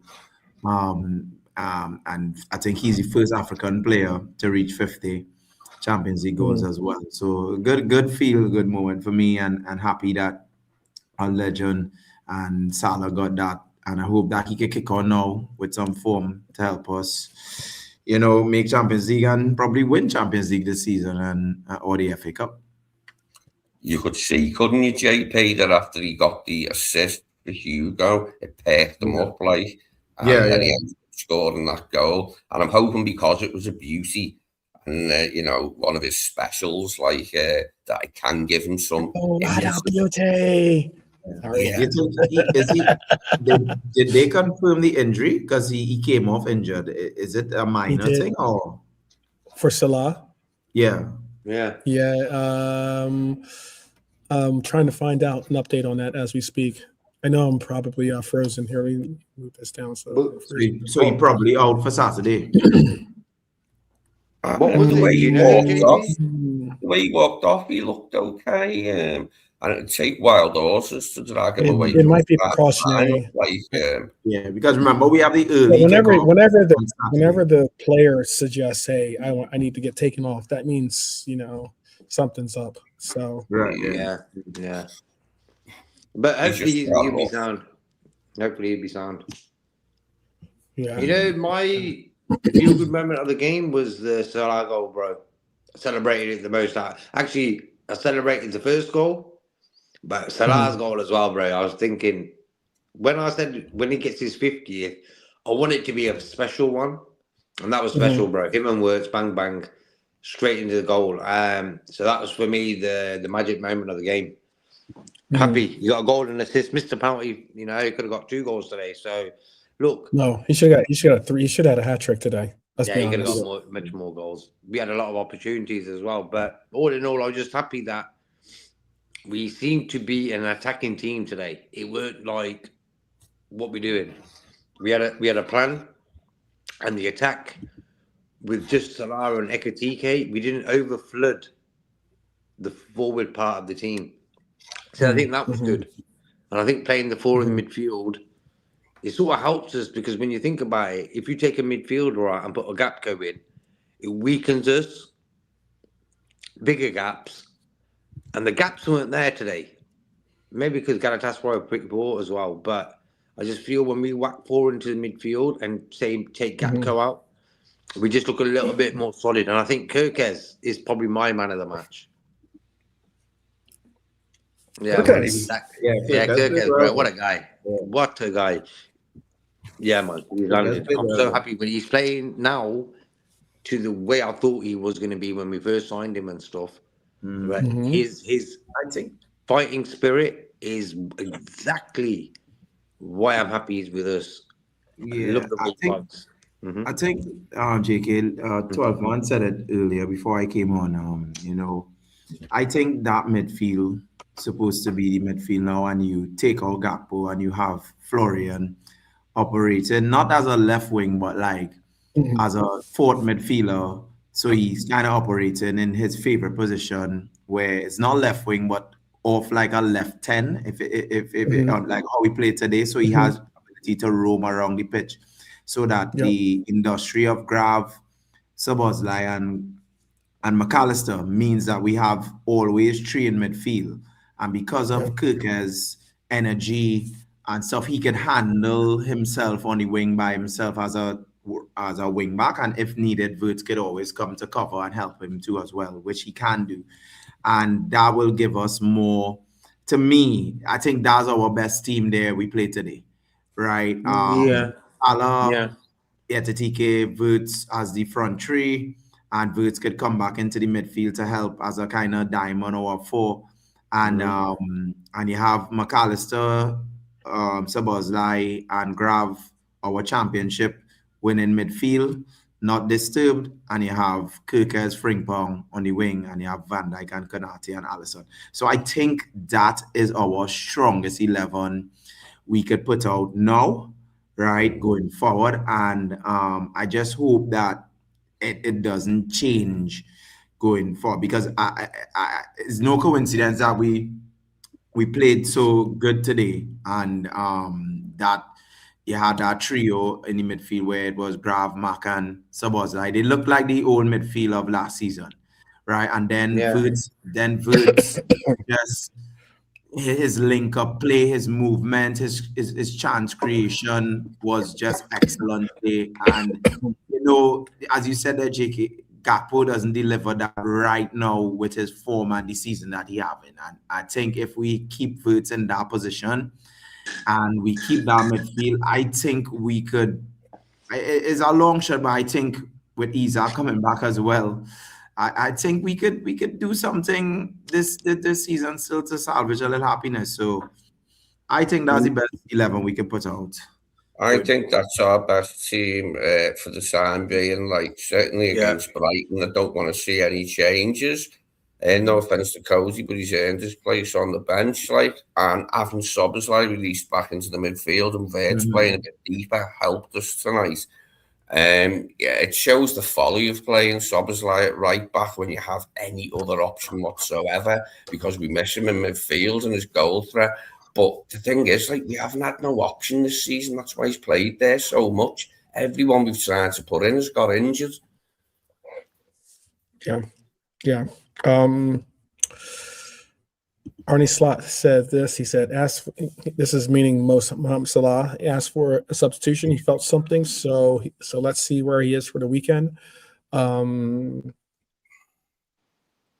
going to have to hope that it's nothing like a hamstring injury or something, or muscle type injury or something. It was nice. Let's just hope that it was like precautionary. Maybe he felt a little twitch and it just needs a little bit of a rest. I missed that at the time. I did not notice that he come off injury. He made the hand signal. But usually players do it as a preemptive thing to make sure he won't get injured. Like, and hopefully he was enjoying himself that much that he thought, I'm not going to risk the weekend's appearance. Like, I'm going to get myself off now. Because the job was done. He knew it was. Yeah. And I agree with what Lee Wiskid says about McAllister. Much better today. I thought he was good. Yeah, I thought McAllister was good. He was down. He was good. Arthur, what he says about Frimpong and playing in right back and Szoboszlai midfield. Yeah, I like that as well. And I think before this game today, I would have preferred Curtis in midfield. I said that than McAllister, but I think McAllister today he played sound. He nearly scored a couple of times as well. So yeah, that's the McAllister I want to see. I don't want to see the McAllister where he's not in the game at all mentally. Today, the whole team was mentally prepared for that game, and you're seeing it. So that was really assuring to see, bro. I think that's the major plus of that game today. That the players were playing for the manager in that way where I think they were playing for the fans, my opinion. Yeah, they were playing for the manager, but I think they were playing for the fans today because they knew the fans ain't happy. Yeah. So that was a good display by the team for that. Fair play to them, man. And the crowd responded. I'll tell you this. So Mohamed Salah has played in 211 matches at Anfield, and he's played 211 appearances at Anfield. And how many of the appearances does he have goal involvements? How many goal involvements does he have in 211 appearances? 197 is my guess. Okay. That's a bit hard, I think, but yeah. It is. That was like my 5-0. Any other guesses? No? You were close. You're very close. You're very close, I'll tell you that. Yeah. But What you said, JK? 197, bro. 197? Yeah, from 200. How many games was it, bro? 200. 211 91. appearances. 211. Oh, 211 appearances. Oh, okay. I'll go with that then still. What a player, man. Yeah, bro. Man. You all think, top 3 for Liverpool ever? Yeah. I just tune it out there, like for me, I haven't seen King Kenny play, but like a lot of people say Kenny is the man, and then Gerrard, and well, I guess now we Salah has to be there, Yeah, has to be. Yeah, has to be. Yeah, like top 3. Like I think because he's going to get more goals this season, and I think because of that and the longevity, I really think he's going to be in the top 3 come the end of the season, and especially if this could probably be his last season. So yeah, to see. But what a player, man! What a player. Here's the question for you. I know Lee Wiskett asked for it again. I'll say 185. What did you go with, the JP? If when you said 197 and 12 man said you were close, I was going with 196. I was just going down a little lower, right? Okay. So like about 189 or 190. Okay. Yeah. I'm gonna go over the 200 mark and say like Damn. 212. Okay. Assists with goals. I'll say 212. Yeah. That would be amazing. Yeah. 2-1. Whoa. I was like to go over 200. Oh, wow. I was close, man. Damn. Yeah. That's why I'm telling you. 4 away. I'm looking forward to the piece, the show that Fozzie is going to have on his channel with the at least with the 3 of us. I think he might even involve other people, but like they had some disparaging words against Mohamed Salah, and I was disappointed. Bro, I've been Salah's lawyer all season. Yeah. Salah's a Yeah, man, he Yeah, was like that sometimes. It's like you can't support a player. It's like weird world we live in now. Like I'm a very critical human being as well, but I just see certain things in football where I put that to the side and enjoy what it is and stuff, and be a bit positive about it. So when you look at that figure there, come on, man, come on. What hope in hell would we, us guys here, have a chance of being top pros for Liverpool, bro? We would never reach them figures, never. They would took us out for the first 6 months. Like, get him out of here. That's looking like top 2 now, boy. Forget top 3, innit? Yeah, right. Yeah, that looking like what? That looking like Stevie or King Kenny. Might have to take a There you go. which Might one? have to hit the subs bench. Yeah. Yeah, no, I like drop down. So it's either Mo and Stevie or King and Mo. Is that because right now but like that impact there, I mean, like I can't I really started watching Liverpool in 2001. That was with Owen and stuff, and so I haven't really seen Kenny play, but I know he was. Yeah, he was bad. I Yeah, know he was he top was class. one of the best Liverpool players ever Yeah. to put on the jersey. But like for me, I haven't seen a player like Steven Gerrard, and I've watched football.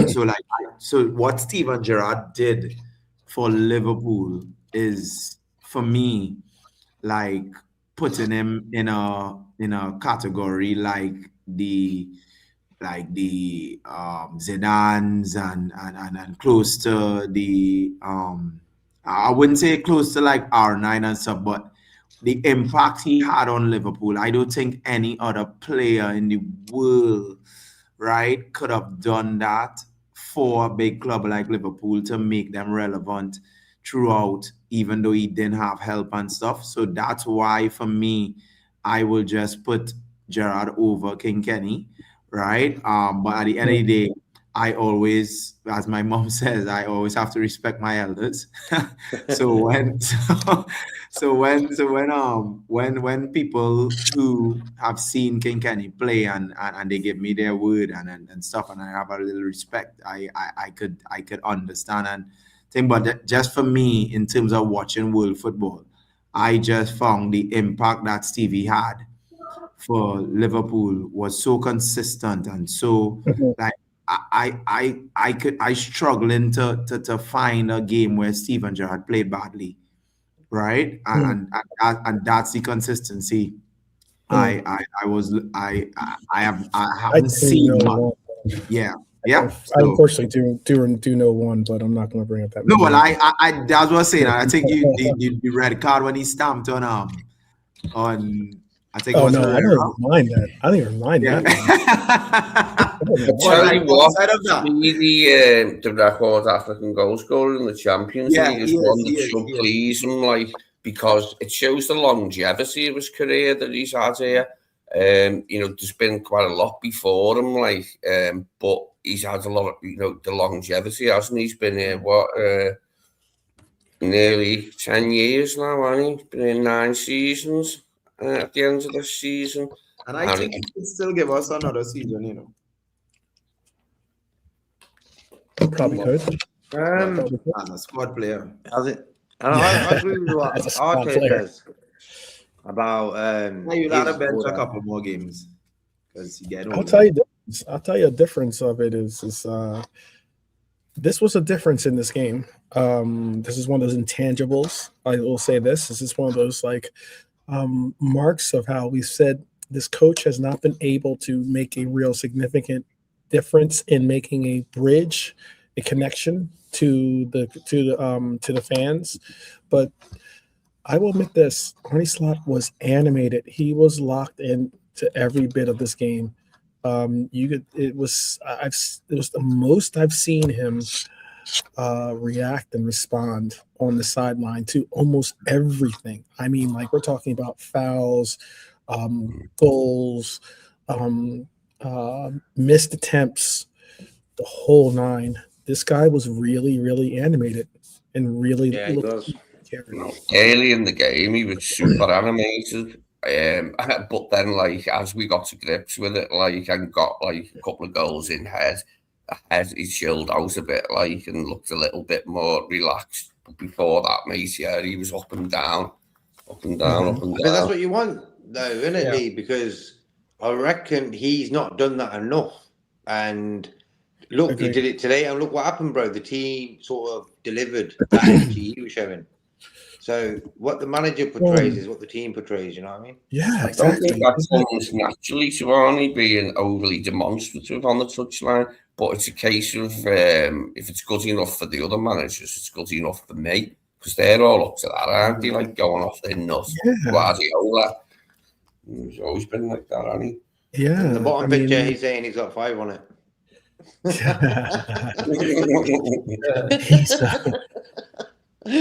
They do say though that you're a coach, that your players are a reflection of the coach, and I mean our players played with real enthusiasm, real energy, real fight and vigor.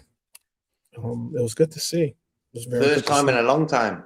First time in a long time. You cannot compare this team's display and the Tottenham game display. 2 different worlds. Enthusiasm was the word I used a lot after that game on Sunday. And today I got that enthusiasm. And that's what football is for me. When you're enthusiastic, you are more likely to score goals and stop danger and stuff like that. And we've been lacking enthusiasm. And I think with the fans booing and stuff like that, that energy came, that enthusiasm came from that after the Tottenham game and the noise around that. And then you had Szoboszlai's words. So a lot of things happened, and they took this game serious today. That was the most important thing. Look, we got a game Saturday. Keep saying this now. It's an early kickoff as well. Brighton, for me, not great, like they have been before, like better team and stuff. But you know what they're like as well. They won last week, I think, 1-0 away, I think. And they've had a week's rest as well then. Yeah. So they'll be sort of fresh for this game. So this game on Saturday. Early kickoff. Yeah, early kickoff, bro. So I hope it's nice weather. I said today, earlier on, when the weather's good, Liverpool play good. And the weather was good today. And Liverpool is the perfect day, man. Champions League night and stuff. So Saturday is a very important game. That's a big game, bro. Really. I want us to carry on this sort of enthusiasm. That's the main word. I look to text Slot every day. Enthusiasm. The only Liverpool player who played, in all 5 of our European finals was Phil Neal. Even like he was captain against Juventus, like the terrible day when they kicked off and then ran away and the wall fell over on them. But like he's the most decorated player in English football, more than United, because they didn't have enough European Cups. Phil had 4 of them. 1 UEFA Cup, he missed the 73 UEFA Cup win, got the 75, 76 one. I think he got like 7 or 8 leagues or something, Phil Neal. Most decorated player in football. 4 League Cups as well. That's why I'd put him at right back in an all-time great team. Come on, Phil. It's like Bob Paisley and Phil Neal. Bob Paisley and Phil Neal are 2 names that don't get mentioned enough in British football. So Phil Neal didn't win the FA Cup, though. He won everything but the FA Cup. There you go. You know what I mean? Lee Wiskett gave a shout for that. Yeah, that's why I mentioned it. Yeah, you put it up before. Yep. I like the list that these guys have come up with. Scouse Adam and Anton. Anton's gone with. So look, his number here. Kenny 1, Gerrard 2, Rush 3, Salah 4. I'll probably go with that order as well. Then I'd go with Hansen and Van Dijk after that. Yeah. Oh my gosh. Oh my gosh. I'm too old. Too young. You guys said early. Sorry. The full-on Kenny.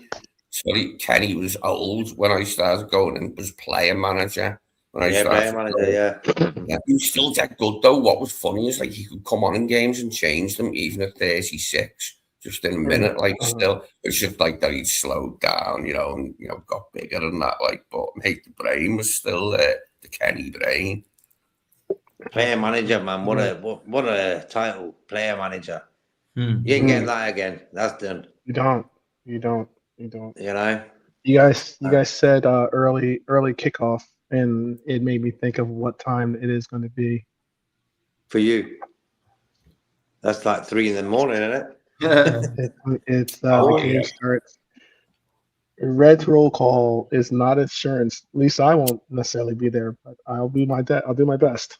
'Cause- Am I right in Even saying that. that that'll be 4:30 in the morning for you? 12:30 in the morning here. Kickoff is at 5:30 in the morning. 5:30 for you. Bloody hell. IAD's 12:30 kickoffs. We haven't had one for ages, which is good. Boo-hoo. Yeah. I would have preferred a Oh. Sunday game. Yeah. And then there's the international break, I think. Yeah. Yeah. Yeah. Yeah. So one more international break before I think that's like I want to say is qualifiers. Qualifying No, for playoffs. Yeah. Mhm. So big games going to be happening in that. So that'd be cool. None of our players are involved. Exactly. That's another beauty because Holland have all qualified, England and all this. You know what I mean? Even though we've got no English players. Yeah. So that's cool. Mate, I hope then Virgil doesn't have to play in their friendlies or dead rubbers, whatever it is. You would think that the amount of centre-halves they have, they could give him a rest. Yeah, like I'm sending the email straight first thing in the morning. Virgil's not coming. Well, listen, mate, played Gibraltar, and I think he started them but took him off. Yeah, he didn't need to play. Yeah, I've seen that I think it was the last international break. They've already qualified, and he ended up playing Virgil, I think. And then actually, no, he was a sub on the last game. He was a sub. I'm sure he was. Yeah. Mate, But for me, he's playing too much football. Go on, say again, Nick. I said they've got a few other guys that could play centre back, like a partnership if they're dead rubbers or friendlies, but that's not how it goes, is it? Every game's important for an international manager, especially if he hasn't seen the players in a while. So I would expect he'll start probably both international games, sadly. Have they got games, Holland? I don't even know. They must have. Can't not have games, can they? And it should be two. Yeah, let me have a look quickly. I'll have a look if they're playing. So where we go? Monday, Tuesday. Wednesday. Okay. Internationals. No. Thursday. Okay, here we go. So you got these are the international games: Turkey, Romania, Czech Republic, Republic of Ireland, Denmark, Macedonia, Italy, Northern Ireland, Poland, Albania, Slovakia, Kosovo, Ukraine, Sweden, and then Wales, Bosnia. Friendlies, no. Oh, actually, Brazil against France, friendly. So Ekatike might be involved there. They were out. I doubt it. No. Don't know, it might be like. You never know. But I mean, all I'm really interested in is Holland. I'm just saying that he's been he was suspect for the Spurs game. He was kind of on the not injured list, but he was not exactly 100%. And then obviously he got into this game, but he put in a lot of effort into this game. He's putting in a lot of effort into a lot of these other games coming up. So hopefully they don't need him for Holland have got Norway on the Friday the 27th. Same day England are playing Uruguay, Switzerland, Germany, Spain, Serbia. So there is games for Holland. So let me see if there's another one for them. Yeah, I think there's 2 sets of games. I'm just thinking what TK's goal celebration. Yeah, it was cool. The way he put his thumb up, wow, funny man. Yeah, it's like he's the emperor or something, you know. Yeah. Okay. You know what he's doing, though. You know what he's doing. You know he's going to be a signature celebration in the upcoming football game. So yeah, have a listen to his interview after the game, and when the woman asked him, "You got PSG next? Are you ready for it?" He's like, "Yes, I am." I was like, he gave a real firm sort of answer. Check it out. yeah, but that's the whole club. That's his old. Like, they got rid of him. He was thinking, Yeah, no, I they got want rid to of sort him, that out. so- You know what I mean? Yeah. Look, for me, I'm not really scared of Paris. Like, they're a good team against Chelsea. They've done them really well. Lens, is it Rennes or Lens? Lens are pushing them in the league race. So I'm not really. I just feel we need to treat this game a bit different to the last one. We got the first leg right last time, 1-0. Yeah. But the second game weren't really great, was it? I think once we yeah. survive the first leg, I think we should have a chance in the leg back in Anfield. So it's just survive the first leg, and then you come home to Anfield and you press on.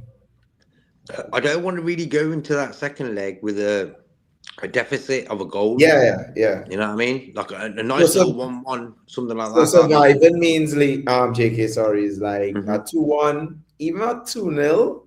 Mhm. I could see us overturning a 2-0 if we really serious. Because remember, to win Champions League, you gotta be the best.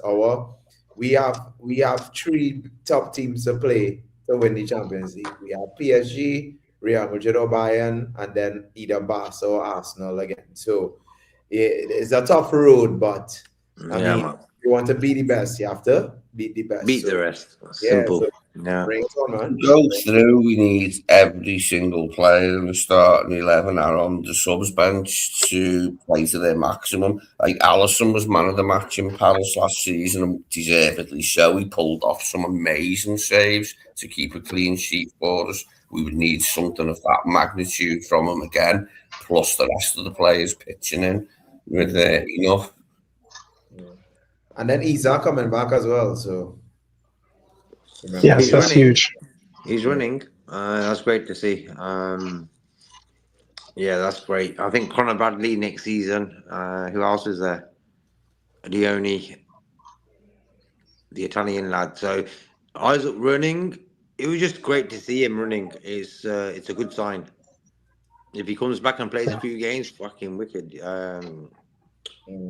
Because I feel sometimes Ekatike, like as soon as like we could have loaned a striker in January. I don't know who we could have done it to, but I just feel sometimes like resting Hugo, like do Hugo need to play that long today? I don't think he did.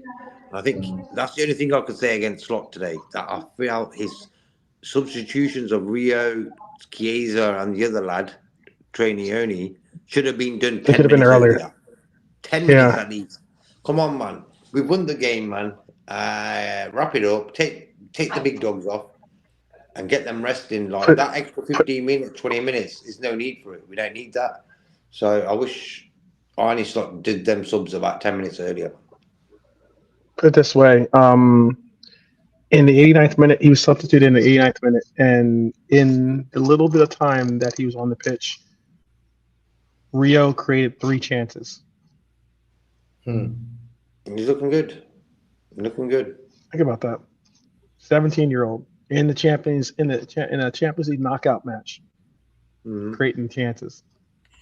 He's Him caused and Chiesa danger look sound. every time he's come on, hasn't he? And he caused danger when he started that game against Brighton in the cup. But every time he's come on, he's created danger. Would you start him against Brighton on Saturday, Lee? No, because I want to keep the same 11, with all due respect to Rio. Away from home, I want to keep that same 11 with Verts and Sobo and Mo and Ekatike. That 11 looks like the perfect 11 to get a result. Hey. I just don't know. He's done his own work and knows how to get a result against them, because it ain't easy. I mean, Arsenal struggled, didn't they? Like, and Ursula had a big go at them. I'll ask you this. And you can be within 2 points. You could be within 2 points of it. Trainioni's played in Wolves, he's played in Spurs, and he played in Galatasaray. What's his percentage? What is his passing percentage? I'm going to tell you I'll give you now. plus- This is my Are 98. you +5? No. I'll go 98. Got it. 100%. It's 100%. Wow, I knew it was high. I watched every pass of his. He's top at passing. I said that a few weeks ago. I watched training. His passing is his best element to his game, and I'm really shocked about that. There's me thinking he was a totally different type of player, but his passing ability very well, very good. I think you know what. As much as praise is given to Rio, and this is something, at least my opinion is, as much praise has been given to Rio. I think that Trey Neone is a technically more sound player than Rio is. I think Rio has a massive amount of talent. He's like, with the step overs and his pace and like that. That is awesome. But I think Trey Neone has the most technically sound, most like together game between the two of them. And I think that there's a lot of promise in Trey Neone. A lot of promise. I thought we defended them well enough tonight and limited them to a few, serious attacks. Like the clean sheet was welcome, but I thought we did defend well tonight, like much better as a team, and stopped them. They had a couple of breaks, like with speed, but there was always somebody back in time to stop them, weren't they? What I wanted to quickly say about Salah and stuff and playing this sort of formation is that when Salah plays that 4-3-3 position, what happens is he's stuck on the far right and he's sort of hogging that line and trying to cut in and stuff like that.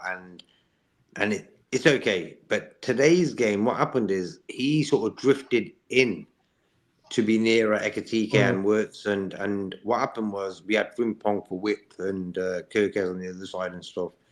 So I didn't have to travel from the sides and run into the box. And by the time he got into the box, he sort of lost his feet.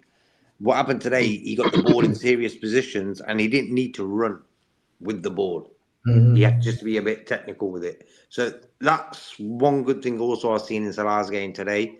It was just common sense. Like, you're thinking, Salah, he's getting on. What can we do if we're going to play him?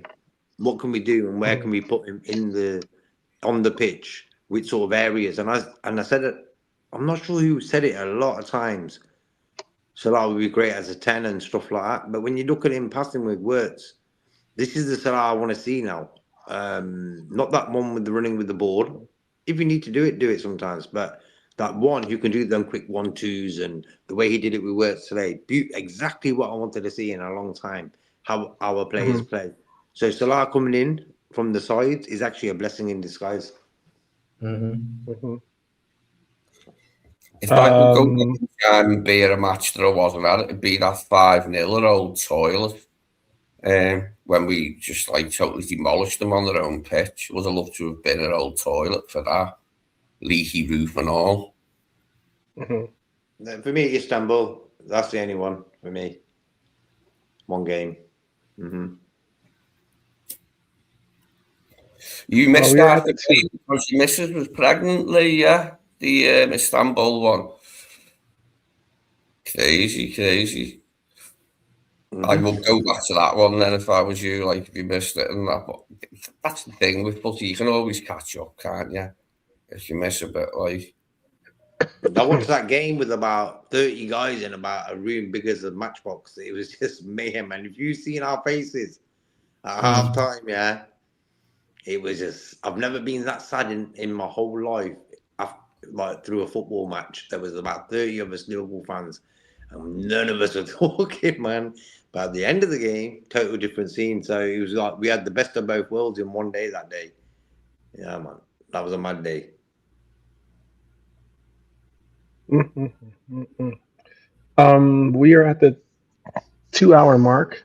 There was a pretty. Since this is a. Did you give? Did you give any number? Not numbers.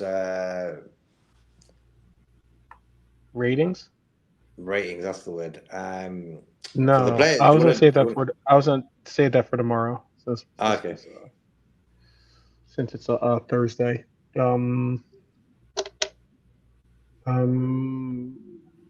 was gonna say this. I was gonna say 50 goals for our Egyptian king. One other player, by the way, hit 50 goals as well. Can you name the other player to hit 50 goals? Harry Kane.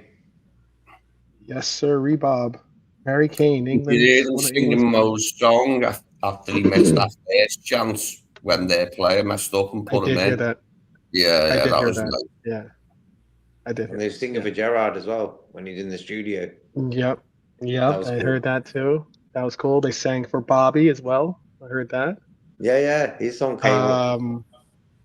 I want to say Lucho's song came up too. I think. Yeah. Lucho had Nunez.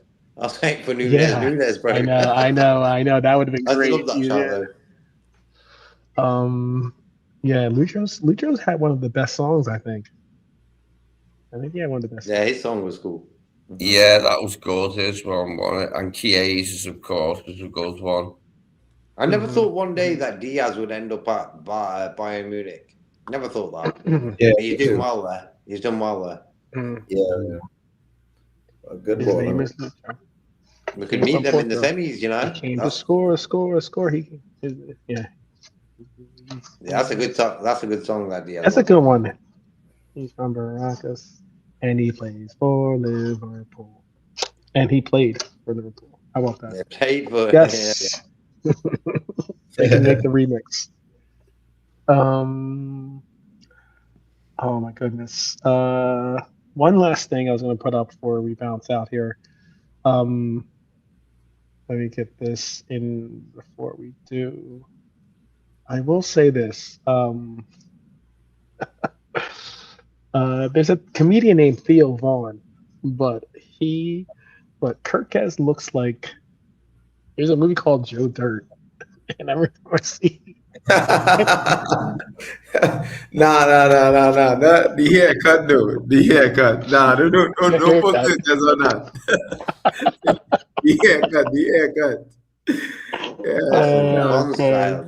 Nah, don't put pictures on that, man. The haircut, I would have to say, yeah, the haircut looks like Judith, but nah, everything. On his team picture for the season, it's shorter on top, and it looks like he's got a shrunken Benny hat on, a beanie hat, shrunk in the wash because it's shaved at the sides, and it looks like a shrunken beanie hat. Bit different now, but it's business in the front, party in the back. That's what it is. Whatever it is, it made him play good. You know what I mean? It did. It was something to see because look, let's be honest. This is what we were dealing with before. This is what Kirkes was dealing with before. Looking at happy, exuberant Galatasaray side that had confidence, that was, looking forward to bonuses and the likes. Now you got Joe Dirt. No, I'm just kidding. You got Kirkes. Happy Kirkes. Looking at making a real presence for himself in this league and making a real presence for himself on this team. I'm glad to see that he has definitely grown into his own with this, and I'm happy the fact that he's so young. So that means that we have plenty more years to come with Kirkes holding it down and getting better, hopefully. He's such a competitive player, but he has to hold himself back because the game's become less physical. Some of the fouls given against him and others like it stupid these days. He has to hold himself back, but he really loves getting stuck in, doesn't he? Like, tackles, putting pressure on people and that. Like, he's almost really football at times, but he's tailored that, like, you know what I mean? Like that early thing in the season where he got booked for that ridiculous thing and then had to get took off. But he's sorted it out now. And, there's never a guarantee the players are going to come in and hit the ground running just because, like, they were playing in the league already. That's not always a guarantee. It took him a few months to find his feet, but now he has, like, we're seeing why we bought him. Pretty well.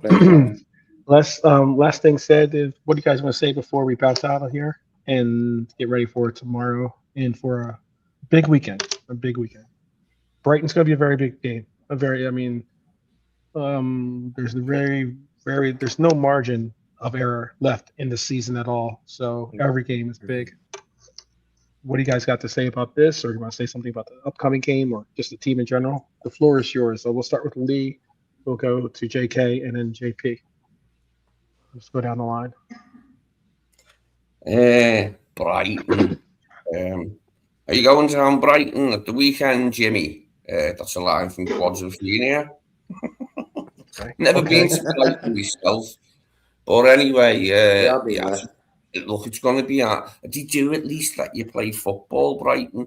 They give you the game of football, like, you know, and they did in the FA Cup, which was to our benefit, like, but away from home, you know, harder, like, away from home, but they still let you play, regardless. You do get a chance to play football against Brighton and pass it about, because they like to themselves. So hopefully that'll make for a good recipe to try and get this win, because we desperately need it. You know, we desperately need the points after what happened against Spurs, like, and the shit show of losing to Wolves. JK, you're up. First of all, I would say, but you're going to. No, I was gonna say this is your what is the what was it? Jerry Springer final thought? Like that, you know? Your Take care of yourself and each other. And each other. Make sure you close the fridge when you open it. Jerry Springer was a classic, bro. I think he was the king of talk shows, man. Hey, he has a link to Liverpool, Jerry, from his family before they went to America or something, like, because he come over to do This Morning in Liverpool, Richard and Judy, when he was still in Liverpool. Yeah. And there was a link for him. And he was a sound guy. He was funny, Jerry. He was a good interview, a nice, relaxed fella. That show was a mental low on it. It got so many, like, copycat ones that weren't quite as good. But, yeah. He was the mayor of Cincinnati, Ohio. Yeah? You might not know that. He was the mayor of a city. Yes, a major city. Cincinnati is a major city. Yeah, I like Ricky Bacon. What? Remember the other guy? Mo. Was it Mo? Steve. Mauri Povich. Povich, him. Yeah. He came over and he came on in England. But Ricky Fake was the funniest one. And Montel. Used to watch Montel. Yeah, Montel, bro. Remember Montel? Yeah, Montel used to pop on. I couldn't get into Sally Jesse Raphael. She was just like too old.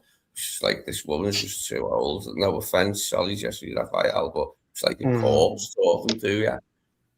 I get it. You're more of a Ricky. He was more of a Ricky Lake fan. That's why. I couldn't bear her. She was too bubbly.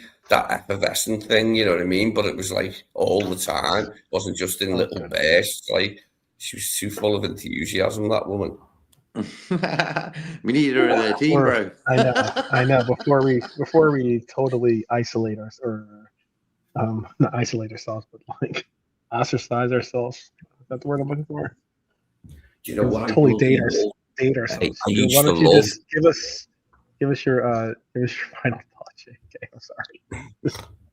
Go on, Lee. What do you want to say, Lee? You got Lee. Who do you want to say? I used to love Judge Juicy. Now she was able to keep her temper more often than not, but a few times when someone wound her up with a tale so phony that it just offended her. When she lost her rag, she was funny, Judge Juicy, like a formidable lady. That was pure acting. All that some guy comes in, he reversed his big truck into someone's front living room or something like that. Oh, whatever. You know, the stories he used to come out with. I was thinking, this ain't real. Come on. AI, but in a different format. But anyway, look, big up to the panel. JP, great to see you, bro. And Lee and 12. And big up the chat as always. Hope you guys enjoyed that game. Need to win on Saturday. And we'll talk about that in the next few days and stuff. So just good to get a winning display and a team where it was physical today. What Lee Whiskey's saying, crunching big time. Like we were proper on it today. And that's what it is. If you're on it or you're not on it. So Saturday, they got to be on it again. Get down on it. So good night, people. Good night. 3 days between City and PSG. I don't know what you mean by City. Oh, when we have City in the in the FA Cup. cup. So look, we got two That's big because games. that's there. because he City- said League Cup final. We're not in a League Cup final yet, but I go. Yeah, so that's two games, We're not. two competitions we could win. We got them two big games there, City and PSG. Mhm. So they're big Yeah. teams. So yeah, Is City your But first it game was just. back after the break, is it? And then PSG. Mhm. because I think City's either 4th, 5th, or 6th of April, Mhm. and the Champions League is the 11th or the 14th, something like that. I'm not sure, but I'm sure the FA Cup is on April 4th, 5th, and 6th. Yeah. Pep will want this FA Cup and the League Cup because, like, you know, he's not getting the league and he's not getting the Champions League, so he'll want these. Yeah, but you can't wear that shirt if he wants it. You know, the shirt he wore yesterday. He's got to wear a better shirt. Oh, I haven't seen him. I'll have to have a look for a laugh. Somebody mentioned it that he was wearing shorts or something and looked weird or something. No, it wasn't that bad. But it was like Nah, he was wearing some lumberjack shirt, t-shirt, bro. It was just weird. He looked like it was Paul Bunyan edition. Howdy partner. Yeah, Like, LL Bean edition. All black mall cop. No, it was like some flannel or something. It was wild. 7th. Okay, 7th. Oh, so City 4th, PSG on the 7th. I thought it was a bit later, but okay, cool. That's a big week then. Come on. Mm-hmm. I would have preferred it the other way around. We had PSG, then City, because we go tough against PSG. Yeah, it would have been better. But hey, come on. Hey, you take it the way they dish it out. So, JP, do you have something to say to the people? What is your final thought, JP? Just big up to the chat. Big up to the panel as normal. Always a pleasure to be in the company of, well-grounded, educated, and passionate Liverpool fans. Smashy likes people, and as Lee said, take it one game at a time. We in the crunch time of the season, so we have a good positive result. Let's continue it and hope that we could just back the Reds through thick and thin. So, well said. Well said. And for those out there, I like to give a little bit of Red Zen. So I'll give you a little moment of Red Zen. Look, people, we have a lot to be happy about, a lot to be blessed for, but it is what it is when it comes to really giving proper praise to this moment in time that we get to see living legends be a part of our everyday. And even living legends go through struggles, but then again, we are certainly even more legends in ourselves when we continue to remember the legacy and support the player. So proper respect to this man right here on his 50th goal, becoming the all-time leading African scorer in the Champions League. Absolute gem of a player, gem of a man, and well deserved. So we will be back tomorrow, and hey, people, keep your heads up. Like I said earlier, I know there's a lot of content creators out there that like to be chicken littles and talk about how the sky is falling. But if anything, as long as we have each other, we'll be all right. So keep your heads up, and we'll see you guys tomorrow. Take care.